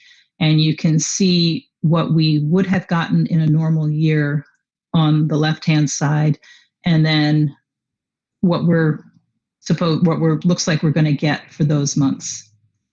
And that means that we have $2,700,000 deferred into the next year. And deferrals are the state's way of balancing its budget because the state is completely a cash basis reporting entity. And if they don't pay us until July, they don't have to count it in the previous year. And what's odd about this scenario right now is they are permitting districts to accrue the revenue, but the state isn't showing the expense. So there's going to be a little mismatch there for a period of time. The anticipated schedule of restoration is kind of the reverse order of the deferrals. So we're supposed to get our June money first, and then our May money, and then our April money, and so forth. So we're anticipated to get it, but then they're going to do the same thing the following year. So it's going to be trying to do the same thing. The undesignated unassigned fund balance is right now $2.4 million. So that's $368,000 to the negative, but we do have the cash. I'm not worried about having the cash because we do have some assigned ending fund balances that will be there and other reserve funds. So our cash is going to be fine. I'm not concerned about that at all. I'm not concerned about needing to do trans or interfund borrowings. And the county concurred with that based on their cash flow. Their estimated cash balance at the end of the year shows us with almost 2.2 million. So again, we've got 2.7 deferred, but we have the reserves to handle that. So our cash situation is not going to be dire. Let's see. I think that was about all I wanted to talk to you about there. The last 2 pages of there are what's called the reserve resolution. And it's basically explaining to the state why we think we need more than the 3%, which is hysterical because the state is the one who tells us you really should have 17% reserves. But if you have more than 3%, you have to tell us why. So this is an explanation that we have used in the past on this, and explaining that especially this year and next year with the deferrals that we're really going to need those to avoid actually costing us more by way of trans or interfund borrowings. So that's what those 2 pages are. So questions, concerns? I had a question about, I was reading in there that you can apply for an exemption for the deferrals. It'll be a first come, first serve. Yeah, we don't qualify for that because we are in a position where we're going to weather it. That's for districts that are just going to totally collapse if they don't get their deferrals. Okay, thanks.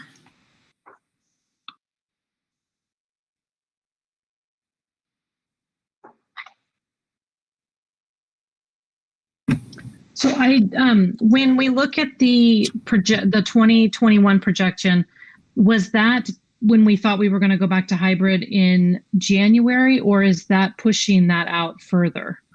That's pushing that out. It was pretty clear that wasn't going to happen anytime soon. So if it does, again, clearly we can handle it. It's not going to be an issue, but I think, again, we're probably looking a little further out. So the further out we get, the less impact on the budget that will be. Well, what I was hoping is that it didn't, because I was hoping that maybe we could use savings from not going back to add to the reserve. So we might be in a little better position later. I do have some budgeted for that. I do have a budget for that, the amount that we have been putting in each year. And then next year, I think I actually did try to bump it up a little bit so that we would maintain, move closer to that amount. But we're not on the extra reserve, we're not quite at 3% yet. So if we do have that option, and that's something I would bring to you at second interim as a suggestion for how much we could, or, I feel we could afford to put into that reserve without tying our hands too much. Right. And then I just wanted to thank you for the notes section that you added to the beginning. I really appreciate kind of reading that first before I go through all the pages and pages of numbers. It makes, kind of things to look at. So I appreciate your effort and time for that. Sure. Are there any other clarifying questions?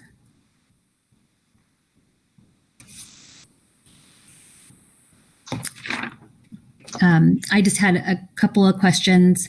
On page 9, the LCFF, I noticed, in the local area, it looks like the revenues are down about 15%, but what's the timber yield tax? It looks like it went up 162%. So the LCF funding is made up of lots of things. It's made up of property taxes. It's made up of timber tax. The homeowners exemption relief is calculated in there. Every tax that the state collects is included in the property taxes. And so that's just a little piece of it. And timber tax is one that tends to fluctuate wildly depending on the price of lumber and the amount of activity there is in construction, people clearing their land and selling the trees or the wood. So that is a number that fluctuates a lot. Yeah, that was a big increase. And then on your page 92, the required economic uncertainty amount fluctuated from 760 to 725 to 750. So I was just wondering. So that fluctuation is based on the fact that it's 3% of our expenditures.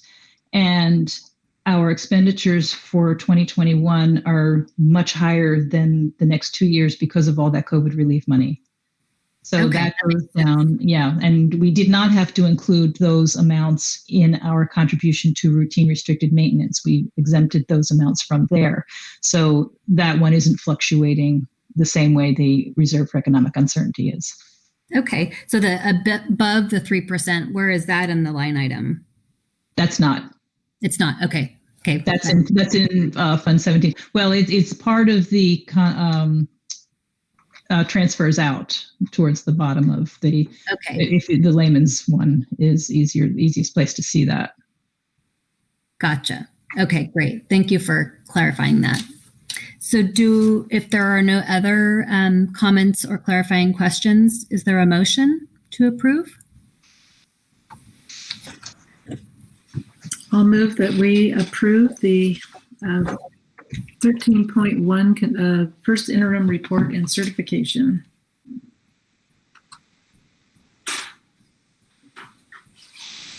I'll second that motion. Thank you, Kathy. And roll call. Trustee Schneider, Yes. Trustee Makala, Yes. Trustee Babcock, Yes. Trustee Mattson, Yes. President Paoli. Yes. So motion passed 5-0. The next action item is 13.2 budget overview for parents. This is a required piece of the LCAP that, because we didn't have an LCAP, didn't get presented in June. And I'm surprised that they actually had us do this, because without the LCAP, it's disjointed information, I think. But it shows what we had budgeted in our LCAP last year using our supplemental concentration dollars, how much we actually spent of that, what was in our local continuity and attendance plan, and the amounts that we're spending that aren't in there.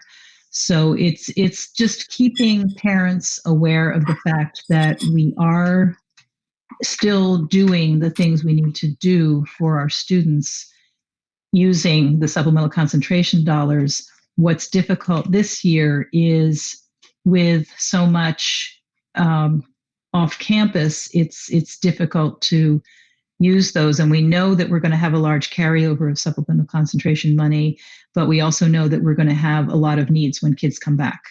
And most of the COVID money will be gone, so we will still have learning loss mitigations to address, and we'll be able to use that money for that.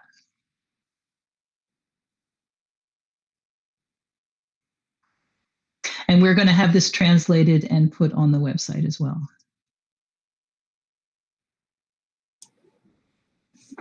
Are there any clarifying questions?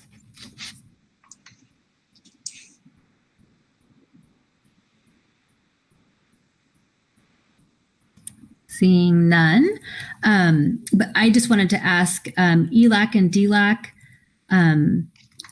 So you're translating. Were they've had meetings?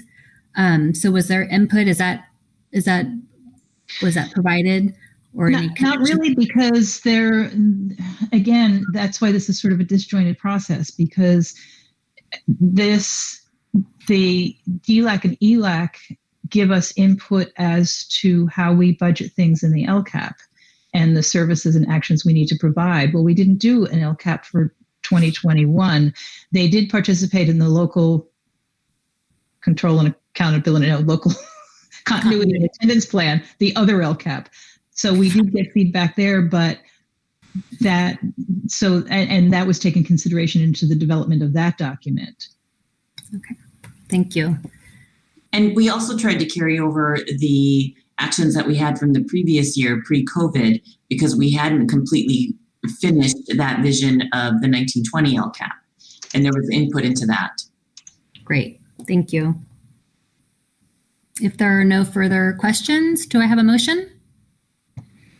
We'll make a motion. We approve budget agenda item 13.2 budget overview for parents. In a second? I'll second. Okay. Any other? Roll call. Yeah. I'm going to ask if there are any further questions or if there's any public comment. I don't know if we need to check in with that. We had a public comment, but it was from Megan Tunzi letting me know that Zaid had an FFA meeting. Oh. It's the only public comment we had. Thank you. So sorry to interrupt. If there's no further discussion, roll call, please. Trustee Babcock? Yes. Trustee Schneider? Yes.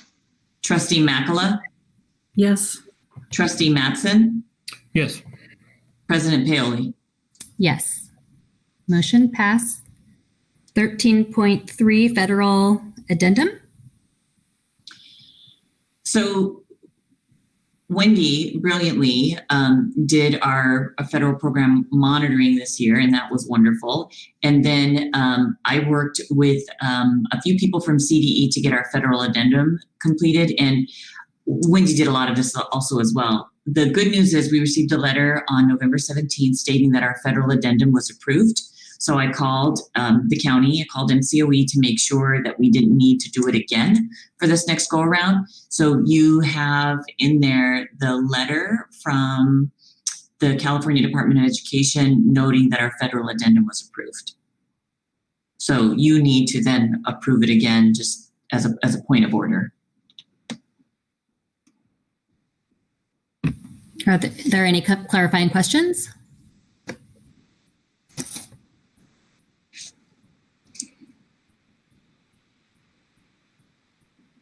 Hearing none. What is that giving us, the federal addendum? It's so that our federal dollars are approved and so that we're following the ESSA rules for Every Student Succeed Act on how we budget and spend those federal dollars. It's the big explanation.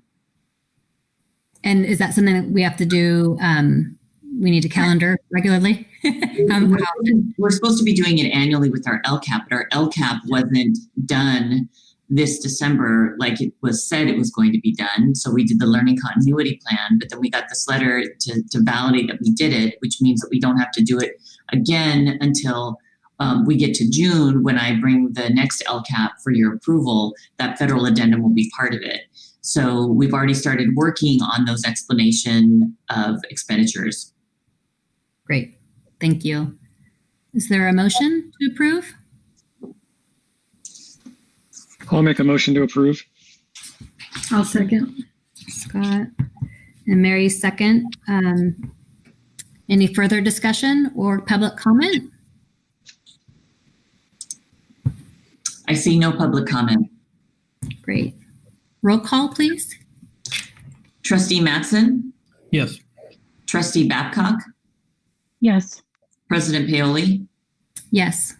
Trustee Makala, Yes. Trustee Schneider. Yes.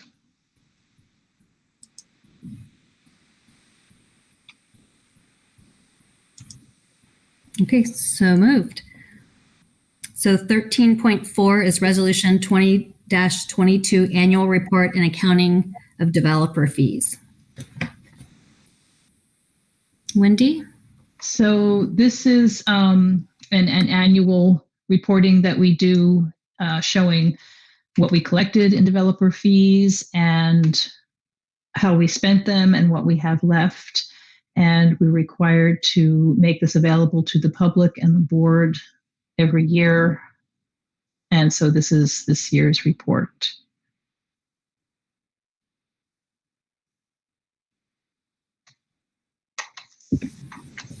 Does anyone have any clarifying questions?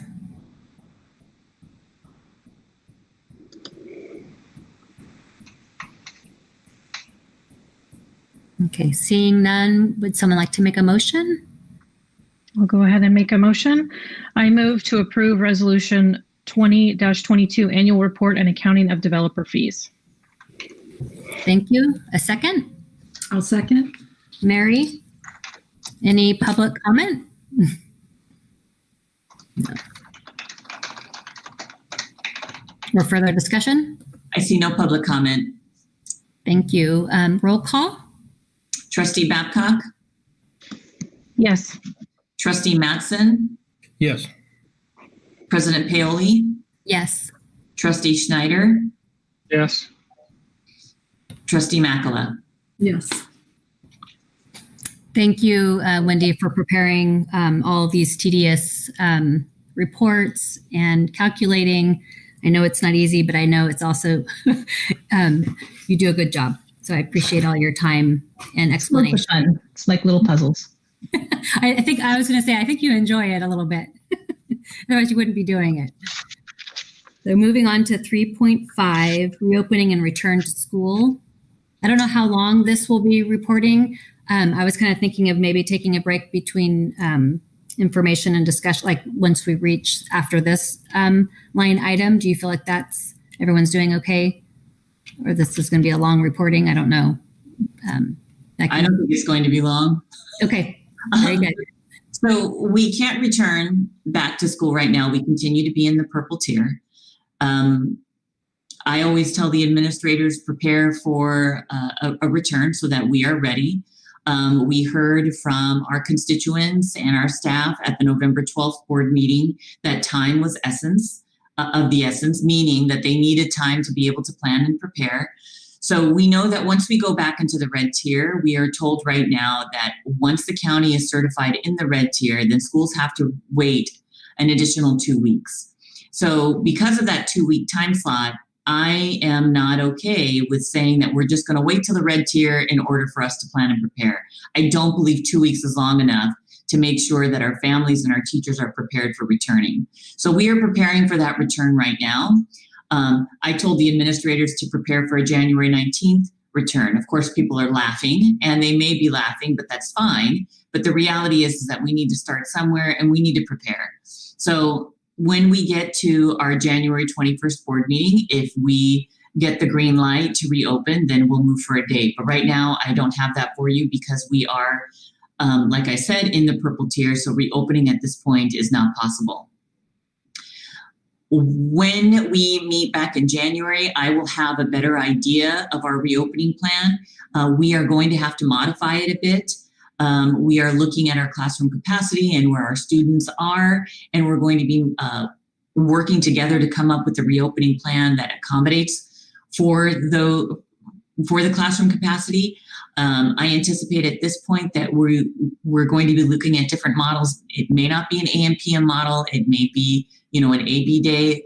But I'm going to be working with the staff to come up with the best model that we can based on the information that we have.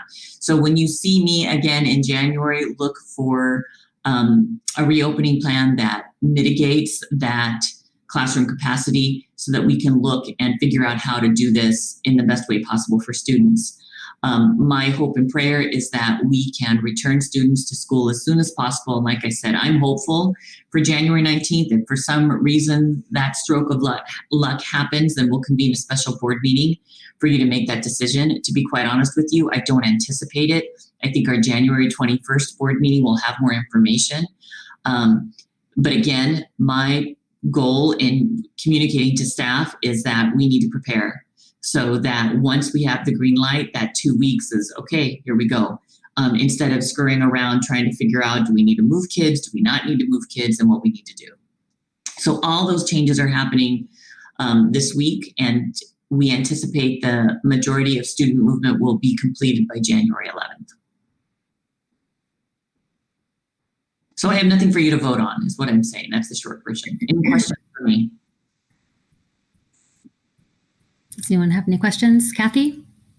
So is the colored tier going to somehow, have you heard anything through your meetings, is going to be merged with the region ICU numbers? Are those going to go together? Are the schools going to only operate under the color? And notice Wendy's smirk. I saw your smirk. I wasn't looking at Wendy.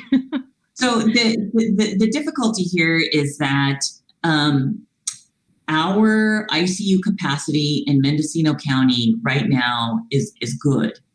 But the difficulty is that San Francisco, Sonoma are struggling. And when they struggle, they call our hospital and say, do you have a room at the inn?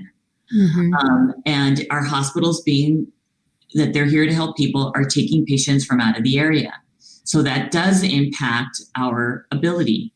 And the reason that's going to impact our tiered status and the lockdown status is because our hospitals are here to help take care of people. So when they reach capacity, we will go into kind of a lockdown mode. What I anticipate at this point is that we are going to weather the storm. We're going to get through the next couple of weeks. That will be the tail marker. Will that lockdown coincide with our tier status?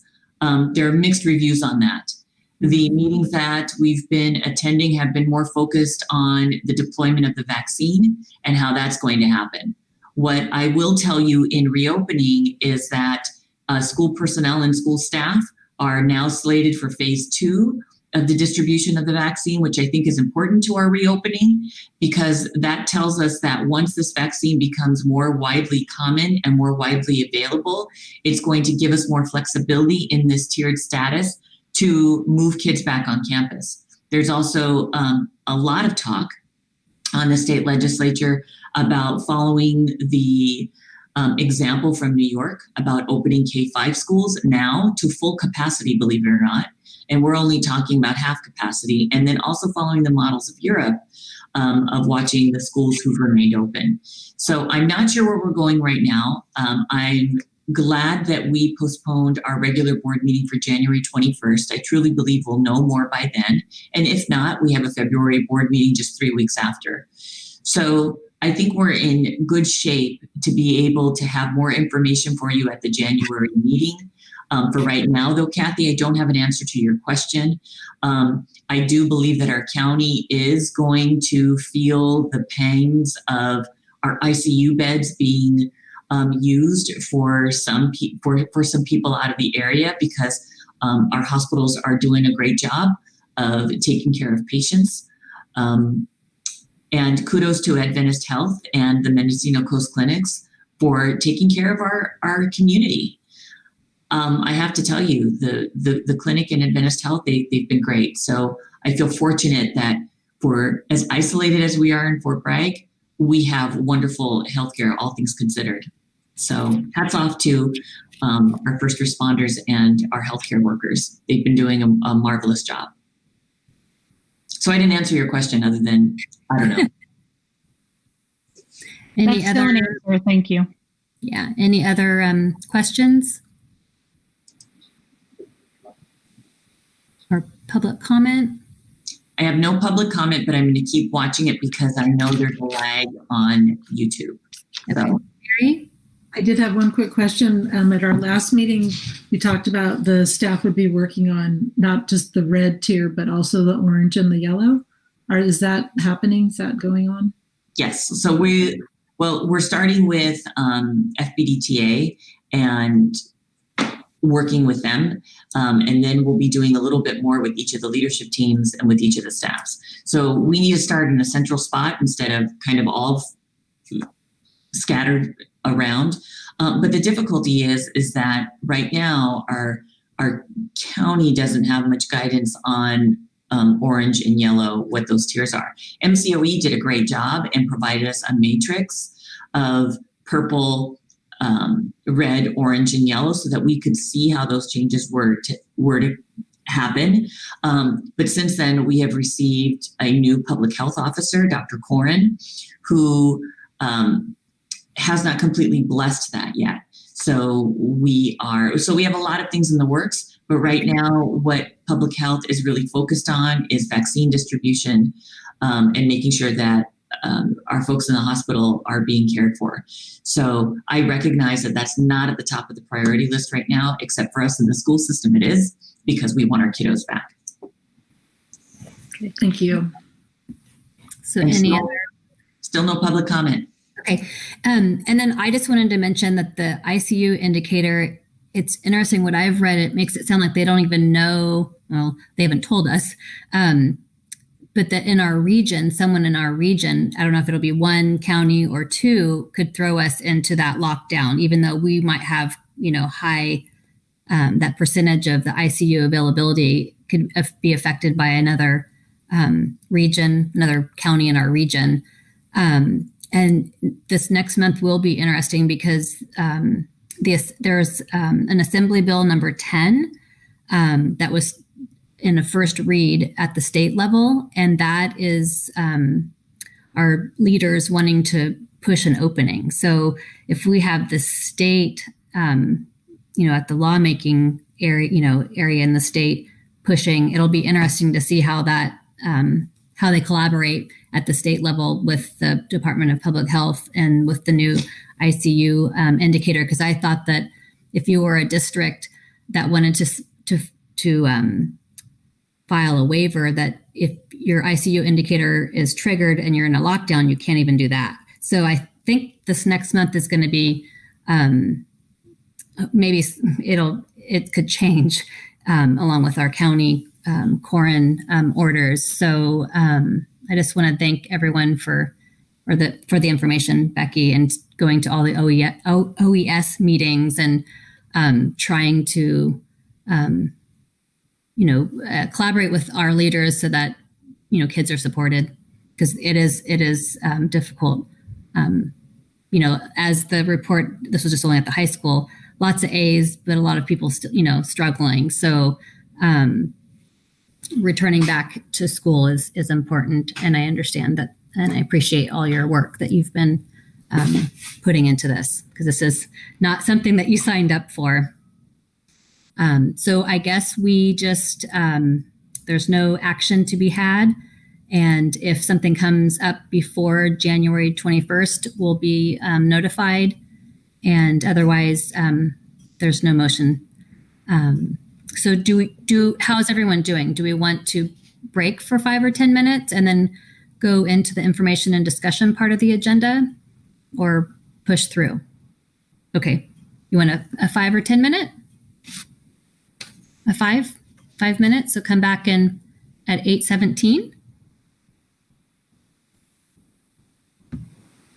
Thank you.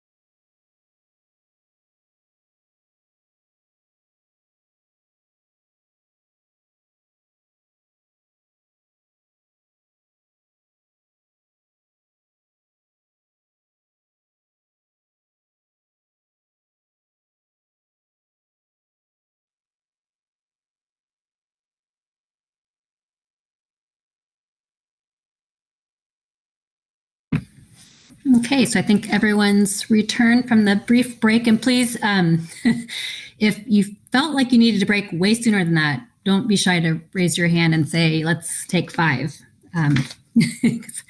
Obviously, I don't know what I'm doing in the sense of looking at all these things. This is all brand new for me. So moving on to, actually, should we check to see if there was any public comment with reopening, given that there's a lag? There's no public comment. Okay, thank you. So now we're moving to information and discussion, 14.1, the superintendent mid-year evaluation tool. And I think what's been attached is a thorough background on what our obligations are with our only employee, the superintendent.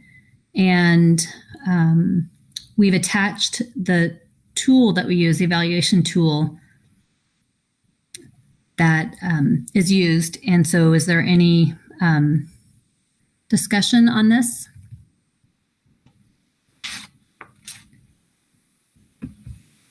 Anyone have any input? The reason it's on the agenda is because that does have to be an open session. People need to be able to see how you are evaluating the superintendent. And so that's why it's there. So we have a mid-year evaluation that happens in January that's coming up. That'll happen in closed session at the January 21st meeting. I'll have that mid-year, my narrative completed for you that I'll be giving you. You'll be able to talk about it in closed session. My evaluation is not reported out other than you did it. And then my final evaluation will happen in June. So that mid-year tool is there so that it is all on the up and up. And we know that you aren't evaluating me on, my hair color or something, something ridiculous. People understand what the benchmarks are. Right. Thank you for that clarifying information, and that, the things that you're asking staff to do is not because you're asking because you're asking. These are the indicators that we're trained as CSBA MIG board, what success indicators are for each particular strategic goal. And this looks very simple, but it's taken hours and probably a few different boards. I mean, Kathy, you could probably speak more on the development of this tool. I don't know if the public cares, but yes, it is taken. It's something that Jennifer Owen helped us change over to this CSBA supported tool. And this board has done some work on it too. We worked on it last January and changed a few things. One of the things I keep telling Becky is that I'm not a proponent of somebody that just checks a box, and I want it to be meaningful. And so we try to make this tool something that is, even if it's her own self-reflection. So I know it's not a high priority. I mean, we're dealing with a pandemic and kids not being in school. So we're not going to press too hard as far as changing it. It is a tool, and it is definitely good for us to have the discussion with our employee, as Diana referenced. And it is, I think it's good to just have it out there, and people do know that we're not just saying, hey, I think she's great, and moving on. So she is held accountable to the professional standards that CSBA sets up for us. Thank you. Thanks very much for that explanation. Mary. Yeah, I just wanted to say that, and we do update this. We've revisited it. Everyone's looked at it. We all sent Kathy our recommendations. So it's not static. It's a living document that we follow and improve upon and make changes.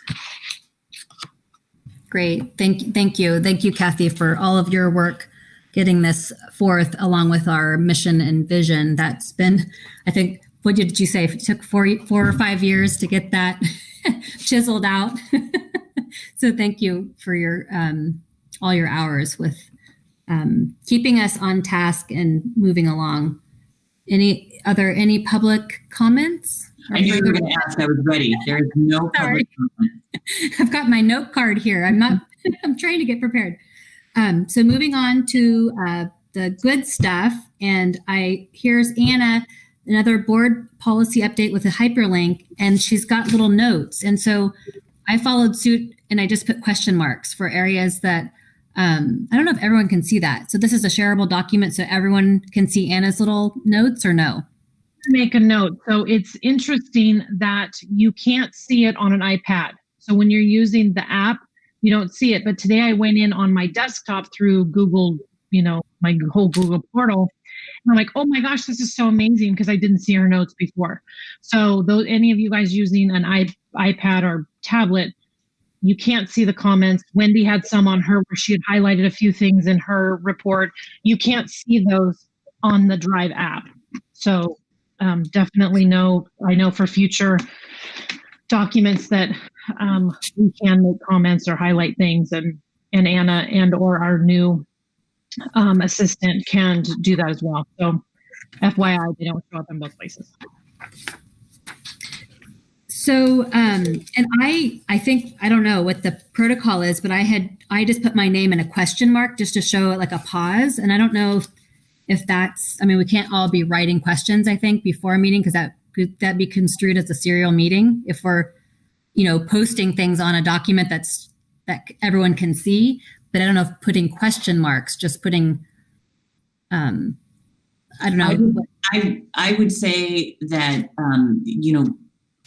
doing things jointly prior to a meeting is very much so on a slippery slope. So I would encourage it. I would tell you all to have your own document, have your own questions, so that when you all come together, you can ask those questions and pose it. And then we can take note of that in the minutes, so that if it's something that needs to be adjusted prior to the approval of these board policies and administrative regs, then we can make those adjustments prior to your approval or prior to the vote in January. Okay. Because I did just put question marks, but obviously it was just a place mark, there were no comments. But I won't do that. Well, Anna, bless her soul, left me a little cheat sheet for the 158 pages of board policies and administrative regulations, which I'm sure you all read in-depthly. I started reading board policies, and I have to tell you, first off, I always say, how is anybody supposed to remember this? You just have to remember that, something somewhere was said, and then you go look it up when you need it. But Diana, can I just get right into this so we can get going? Okay, so there is a new exhibit 1113, district and school websites.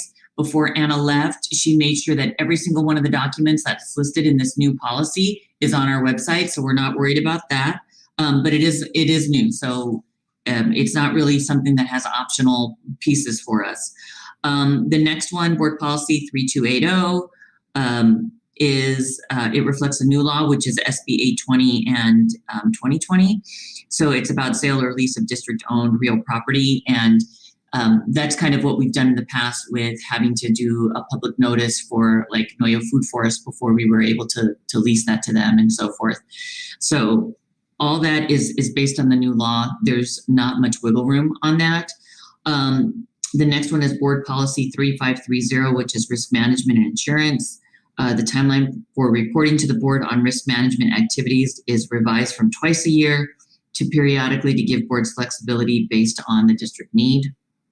That was the main thing there. Do you want me to keep going at this pace? What are people's thoughts? Yes. And then on the AR, the administrative reg, on that, there's an optional language regarding documentation of safety incidents. So let's see, that is on page.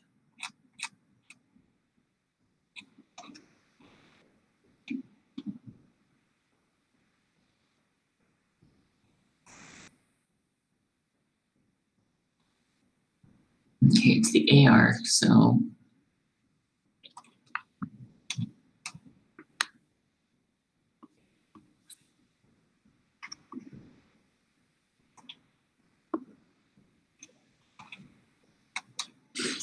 Is it 21 or? I'm looking at that. I think.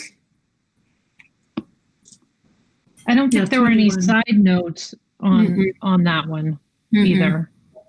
It was all just legal. Okay, I think what it was is on page, on the packet, there's no page on this, but on page 21, it says that there's an AR that can reflect the district practice. I don't see anything in here that kind of waved a red flag. Okay. She did make note that that's our we have currently that same policy. Okay. And then, so anything on 3530 that you want to discuss? No. Okay. So then moving on to 4119.11, 4219.11, and 4319.11, which is a sexual harassment policy. The policy also adds a requirement to provide supportive measures to the respondent as well as the complainant.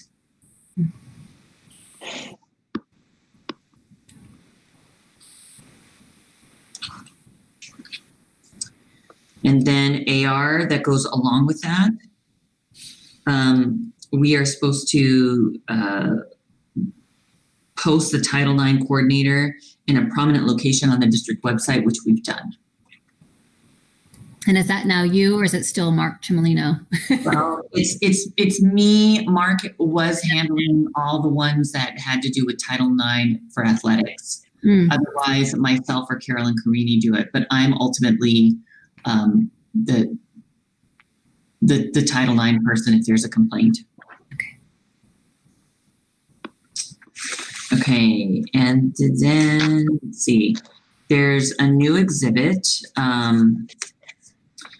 We've updated the complaint procedures to meet the 4119.12 and 4219.12 and 4319.12 for the sexual harassment complaint procedure. So we've updated that. Board policy 4157, 4257, 4357, employee safety. This is a new state regulation. It's access to the district's injury and illness prevention program. So that we do all of that through Keenan, and it's interesting because someone asked me, well, where is that, Becky? And so we have that on the website, and so we need to make that a little bit more public so people know, our employees know where that is.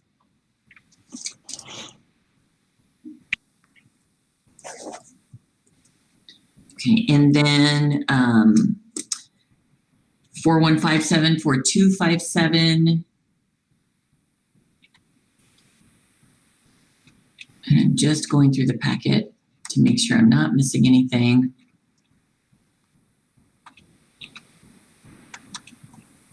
Man, these are long. There was an optional section on this one. It's at the optional section is for use by districts that choose to use a labor management safety and health committee to comply with the requirements of 8 CCR. Mary, can you tell us what page that's on? Well, I wish I had noted that, but I'm going to look for it. Okay. Because I didn't have anything on this. Oh, goodness. Well, now I'm on my iPad and I thought, oh, where'd all those notes go? Then when you said that, Kathy, I'm like, oh, okay. I know, it's a bummer. Yeah. Okay. I think it's on page 62.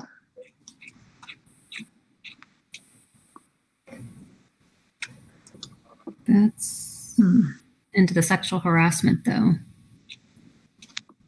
Is that where we're? No, 62 is on employee safety, but I don't see. Yeah, there's a little box that says districts may use a labor management. Oh, yeah. There it is. That doesn't say it. It used to be different when it was optional, but. What page is that on? 62. I think Anna flagged it. That's why I copied it and pasted it from her flag. Yeah, it's not showing up her flag. Mm-mm. Huh. And it's not yellow, but Wendy and Becky, I think you're going to have to give us guidance on what what currently is happening. I think these boxes are like it says, just notes. Like in order to comply with this, that we may use a labor management safety and health committee to communicate the contents. I don't think it's a requirement. I think this is a way you can do this. It's actually a box about 3 pages further. Now, I, of course, don't see the page numbers on my iPad, but it does say in a box, the following optional section is used for districts that choose to use a labor management safety and health committee to comply with the requirements of 8 CCR 3203 regarding... Page 65. Okay, That's 65. And then I guess I did have a question. What the district's injury and illness prevention program, what that is, how you'd be provided a copy of that. Let me look at our. That's in the number 1 on page, I guess that's 60, well, maybe it's 63 or 64.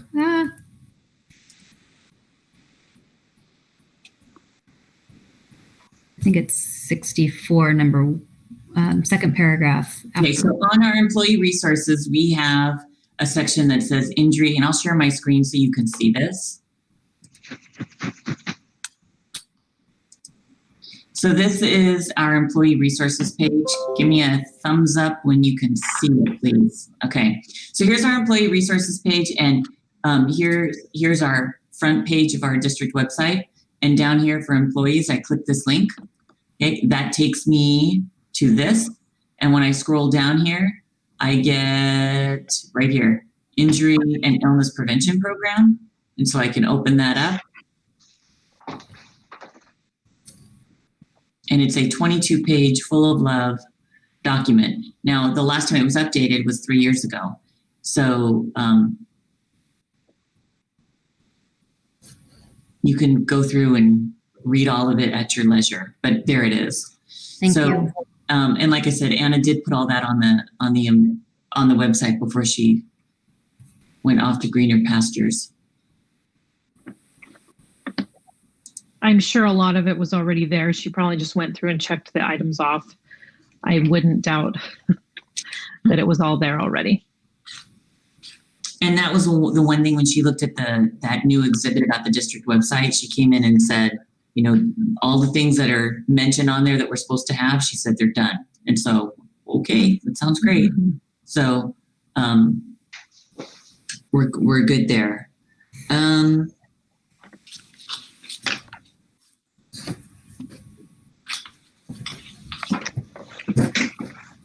So on page, good heavens, a lot of board policies. On page 71, we start the ARs on that for the work-related injuries. It's they're all based on new laws, so there wasn't anything major there. Unless any of you have questions. I had 72, but let me look to see what. Anna had a little flag there. The district currently, there was an optional paragraph, and the district currently has option 1 in our policy. Okay. So option 1. And then since we don't have Anna, how does this get, once it goes on for action in January, then how does it get populated onto this? I mean, it's still the same thing with the CSBA. She kind of requests it to be uploaded, and then it takes a little bit.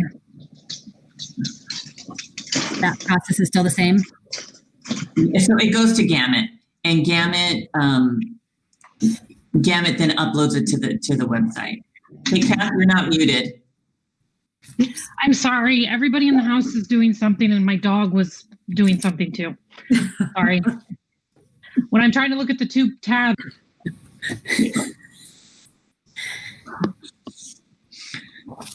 Okay, so new law. What was your question, Diana? You answered it. Okay. We just talked about Gamut, how we're going to get this onto the. It goes through Gamut. Yeah. Okay. Then we go into chronic absenteeism. And that is starting on page 77.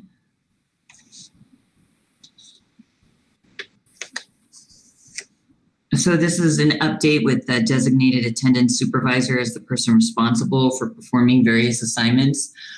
We have attendance clerks right now. Our school counselors help with attendance, and also we have a STAR process. So while these are minor changes, again, nothing major here. Chronic absenteeism is going to be looked at very rigorously once we have our kids back in our classrooms. Right now, most districts are finding that their attendance is looking good because CDE gave us very loose guidelines on what being present means. So I'm more interested in this when we get our kids back in school. Questions on this?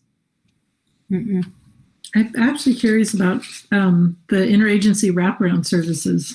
I hadn't read about that before. So is that just our counselors, or are we bringing in outside like Redwood? So we only bring in outside wraparound services when students are referred to the SARB committee, the School Attendance Review Board. So at that point, we work closely with Safe Passage, with CPS. We work with RCS if necessary, or regional center. Not really regional center, I take that back. But any kind of services that we have in our community, once we identify what the need is for the family. And it really comes down to pinpointing what those needs are. Mm-hmm. And then we do our very best to work with the family to help improve the attendance of the kiddo. Okay, thank you. Welcome.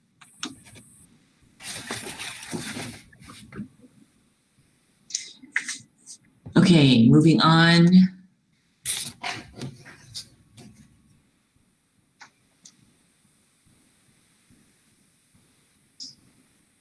Chronic absenteeism is pretty chunky. Mm-hmm. And the reason we need to pay attention to that, because once the dashboard gets up, this is one of our metrics. So it's something we need to pay attention to. It's one of our indicators.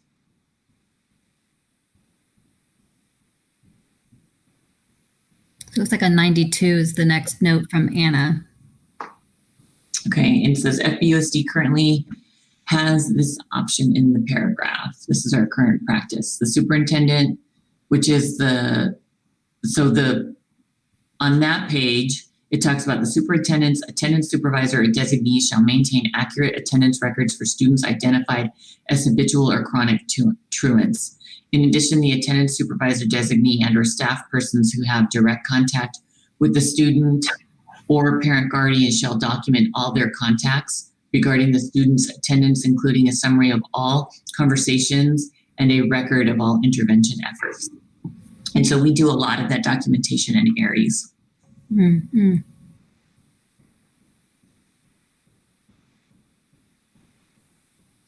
And then we go into attendance supervision.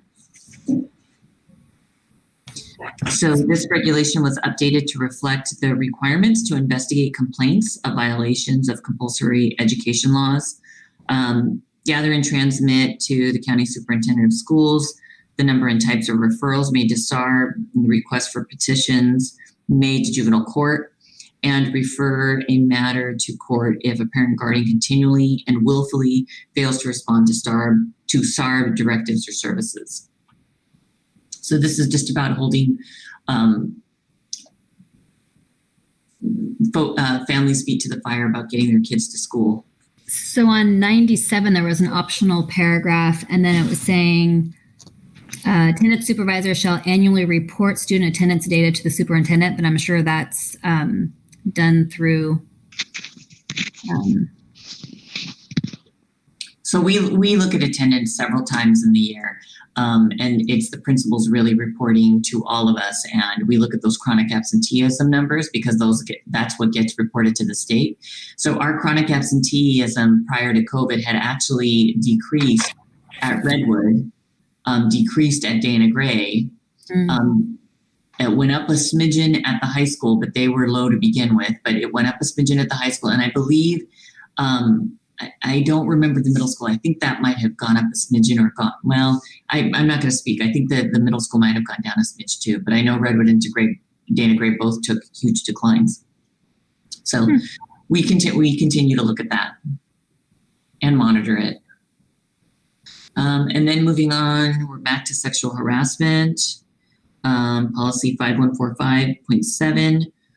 The policy is updated to clarify that in some instances, it may be necessary to concurrently review a sexual harassment complaint under both Title IX sexual harassment complaint procedures and the district's UCP, which is the Uniform Complaint Procedures, in order to meet the applicable timelines. The policy adds a requirement to provide supportive measures to the respondent as well as the complainant. So we saw this one earlier. And this is the board policy for it. And then we have the administrative reg that goes with it. And it all comes back to Title IX, sexual harassment complaint procedures. That is the administrative regulation that's after that.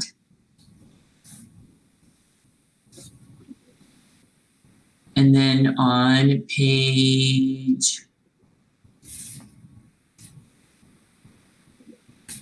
I'm looking for the exhibit. So there's a new exhibit, and that is on, I'm still scrolling.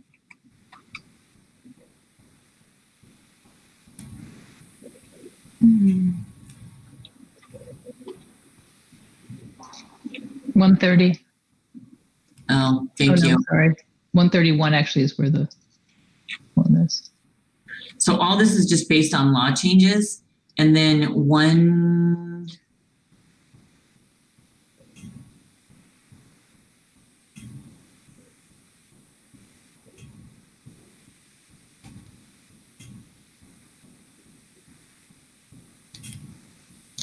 is it 131? That looks like a form. Yeah. Okay. So that's the new exhibit, and that starts on page 130. And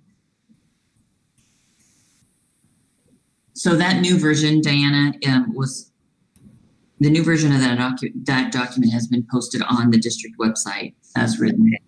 Because what's in the we posted in all the restrooms. That's something that was for students, and that's posted in all the restrooms. We did that last year. Legal had given us the requirements of what needed to be posted in Spanish and in English, and they're in all the restrooms. We either laminated them or put them in sleeve protectors and on bright paper so that they're in all the restrooms. And it basically gave you the who to contact for sexual harassment, described what sexual harassment was and what the procedures were. So those are in all the bathrooms. It's required for all the bathrooms of high school age students, and we put them also at the middle school. And then the evaluation of instructional materials, which is 6161. This is the new law, which revises the definition of technology-based materials to include the electronic equipment required to make use of those materials, making such equipment subject to determination of sufficiency. Policy also deletes unnecessary legal citations related to the State Board of Education adoption of academic standards, deletes section on the review process, which was moved to the AR. And then it deletes the option to, in regard to the public hearings on the sufficiency of textbooks and other instructional materials for schools to operate on a multi-track year-round calendar. That's not us though. So on, because I'm reading on page, are you on 134? Yes. So what is the advisory committee? We usually just use that in-house. That's just the staff and sometimes in other campuses. It depends. So in grades 6 through 12, we start with the department and depending on what we're adopting. And then that department then finds a text. And then from there, we open it up and we encourage parents to come in and review the text. It doesn't always happen, to be quite honest with you. We had a few parents come at the high school when we adopted the math materials. It was the first time I had seen parents come, which was great. And then we put the books on display in the district office for 30 days. We bring it to you to look before that 30 days begins so that you know we can announce publicly, these are the textbooks we're looking at. We put them on for 30 days. And then we always make sure that the board meeting happens after that 30 days. So sometimes it might be 2 board meetings later, so we hit that 30 days. And sometimes if we have a special meeting, we'll adjust the special meeting date so it can do that 30 days. If we're doing a K-5 adoption, then we really look at getting a sample of teachers from Redwood and a sample of teachers from Dana Gray. That's a K-5 adoption. So we really want more people involved in that. Again, then we open it up to parents, put it on the in the district on display for 30 days. The K-5 process is a little bit more intensive. Okay, thank you. So Anna has an option on 136. Option 1 is what we do.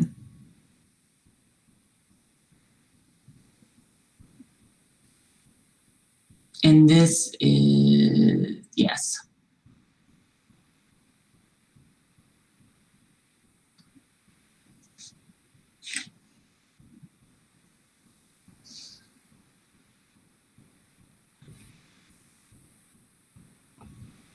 So we do this, I think, every year in, I think it's either we do it in June or we do it right in August. We do the public hearing about instructional materials. Does this ring a bell? Yep. So it sounds a lot fancier than it actually is, but that's part of our perpetual calendar.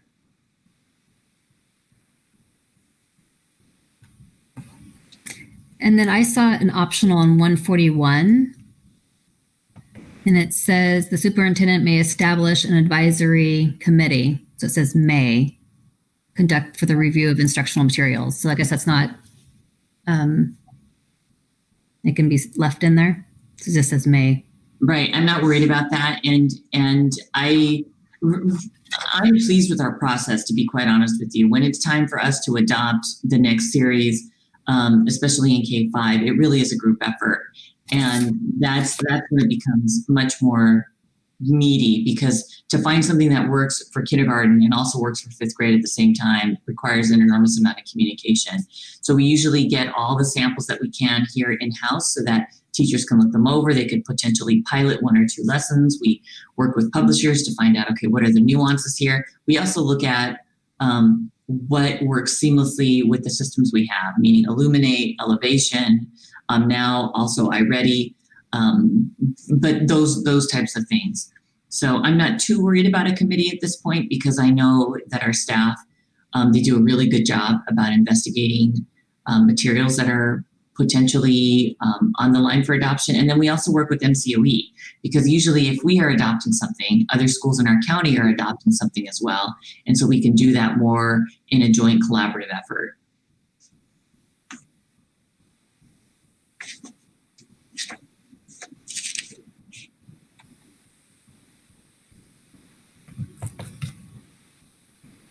And then the last one is an exhibit.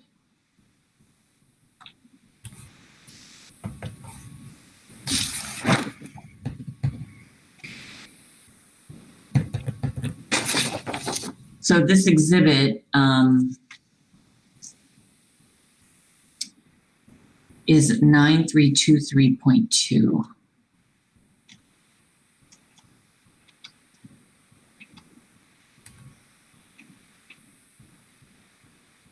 And it's called Actions by the Board, actions requiring a supermajority vote. And that's 2/3, but because we are a 5-member team, it means that 3 votes is not enough. 3 votes is 60%. So when we go into a supermajority, that means that 4 out of the 5 board members must approve. It also means that because we're a 5-member board and requires a supermajority, if someone's absent, okay, then it would require all 4 in order to hit the supermajority. So we just need to pay attention on what those things are. Mm-hmm. And it gives you a whole list. And it makes sense when you read it. Mm-hmm. It's the intention to sell or lease property, the intent to convey or dedicate. It's about property. And so I just had a question on the Uniform Public Construction Cost Accounting Act. Says that we adopt the procedures set forth in that.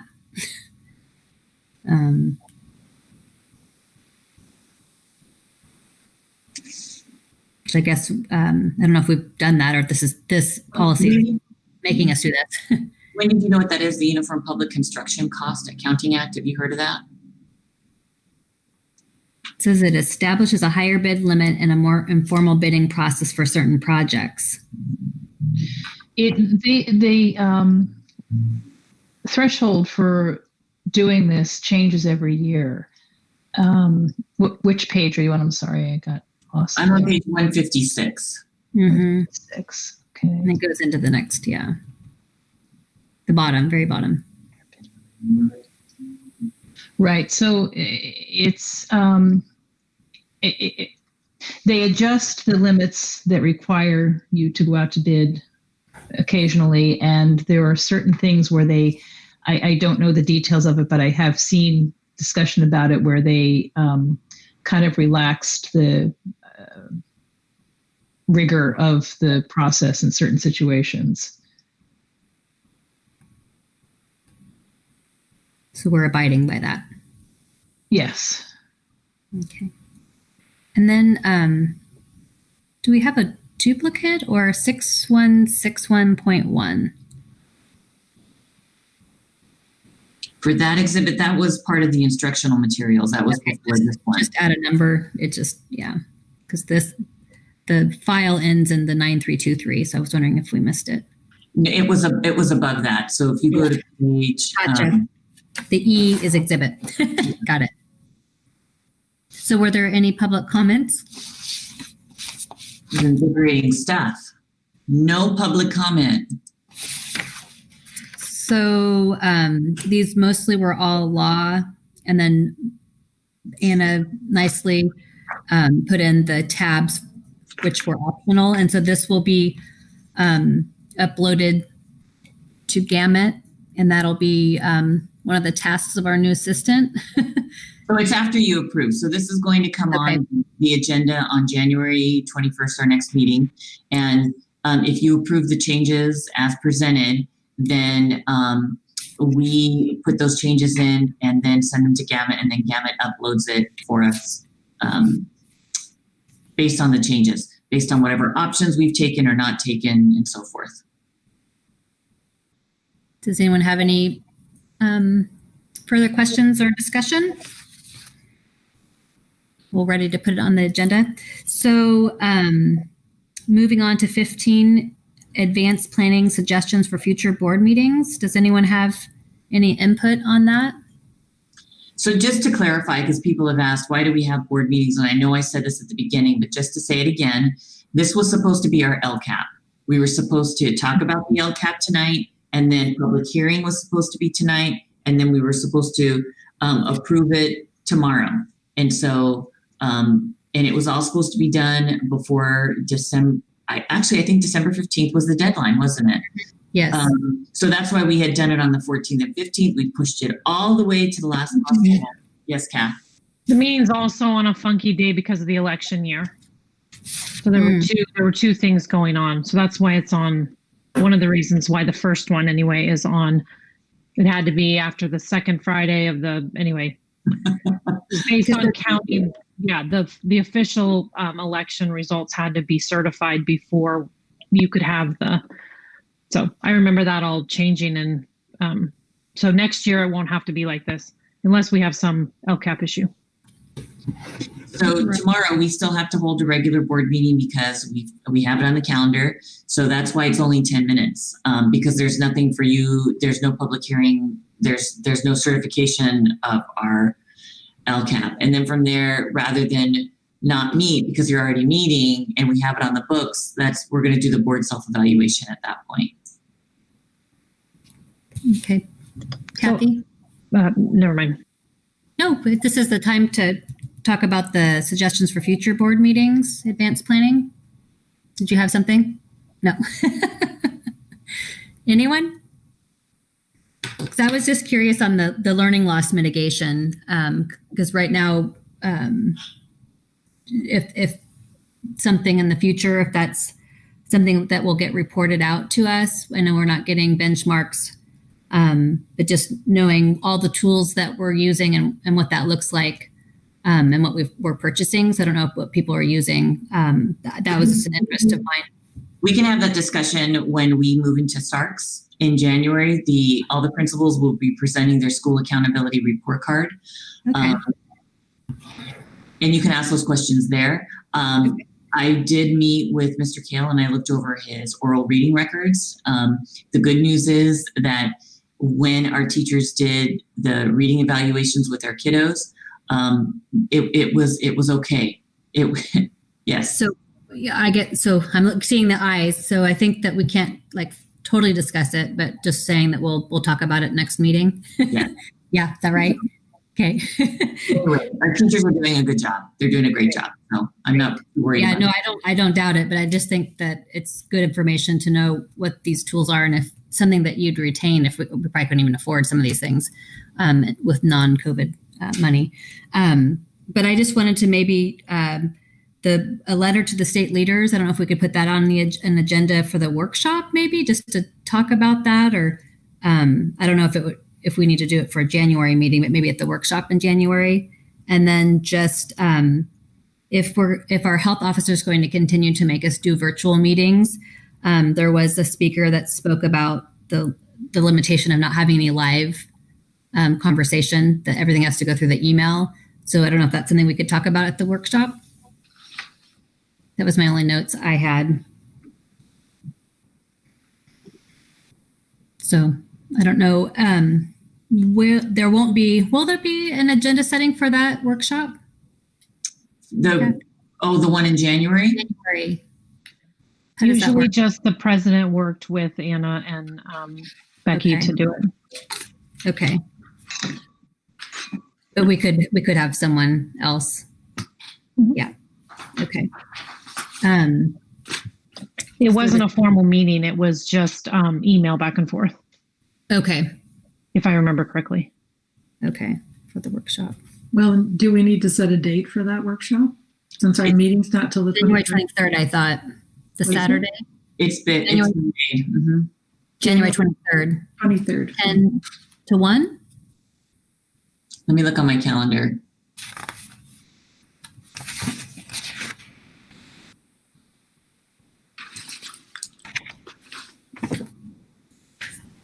That's what I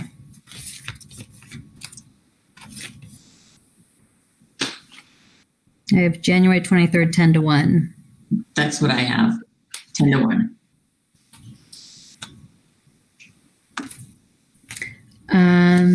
And then to continue the tradition of Kathy, housekeeping reminders and announcements. Did anyone have any before we go through the calendar? Just that I'll attend all the Dana Gray functions. Okay. And I'll attend the DLAC.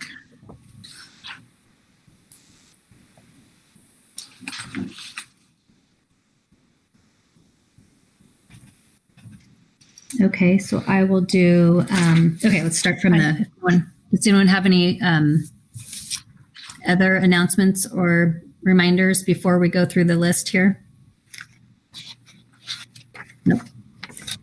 So Kathy, Just just one reminder that please come to tomorrow. Dinah will now be facilitating, but since I sent out the email, just to remember that you should have your own self-evaluation finished before tomorrow night's meeting. It did not get into Google, but so we're going to have to do it the old-fashioned way. I'm sorry. no worry. And maybe we can, since that'll be on the agenda, we can talk about how do you undo it, because all of that's in the Google Doc. And you did the survey once, but I don't know how you undo it. So you could do it again. But And anyway. it was completely my fault. I didn't work with Anna. I sent that stuff to you guys in November, and then it totally snuck up before it happened. So I don't think my it'll apologies. be hard. Well, you have a great file. I don't think it'll be hard for us to just put in the initials and then do it as we go. You can just make a copy of it. Right. We can do that tomorrow. We can look at it and do it tomorrow. Copy of the doc, the Google Doc. Is what you're saying? Yeah. I figured there's an easy way to do that. So thank you for that reminder. Have the checkbox. So moving on, obviously we'll all be there at the meetings. We don't need to be at the pickup. So I will attend the Redwood ELAC. Jerry will do Dana Gray. Mary will do DLAC. There's another ELAC. Is there two? Same time, a week apart. Do we know if that's? That's odd. I'll look into that. That doesn't. Yeah, it might be one date's. Yeah, I'll look into that. Okay, and then Jerry will be Dana Gray, and then Three Rivers, January. That's me too, I think. Is it you? Are you Jan? I have agenda setting January 11th.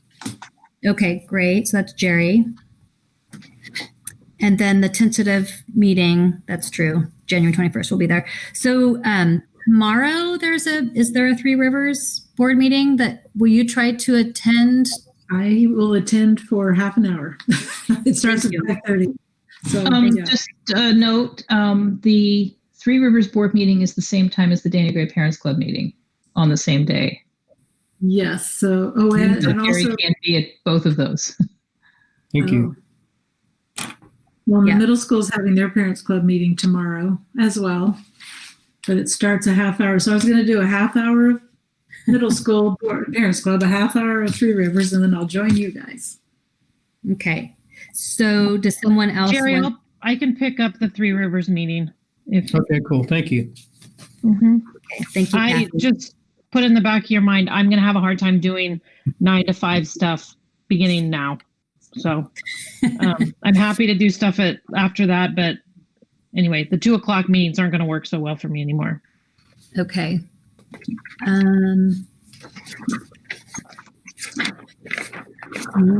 I think before we adjourn, thank you so much for being patient. Now that I know I'm president, I need to meet with our former president so I don't botch the consent calendar again. And hopefully I will flow a little bit better, a little choppy, but You did great, Diana. Thank you. there's always room for improvement for sure. So do we have a motion to adjourn? Oh my God. Motion to adjourn. 9:04. In a second? I'll second. Thank you, Mary. Thank you, everyone. We'll see you tomorrow at 6 o'clock to open and close, and then go into our 6:10 special meeting, which is the board self-evaluation. Thank you, Nathan, too, for filming. Thank you, Nate. Great night.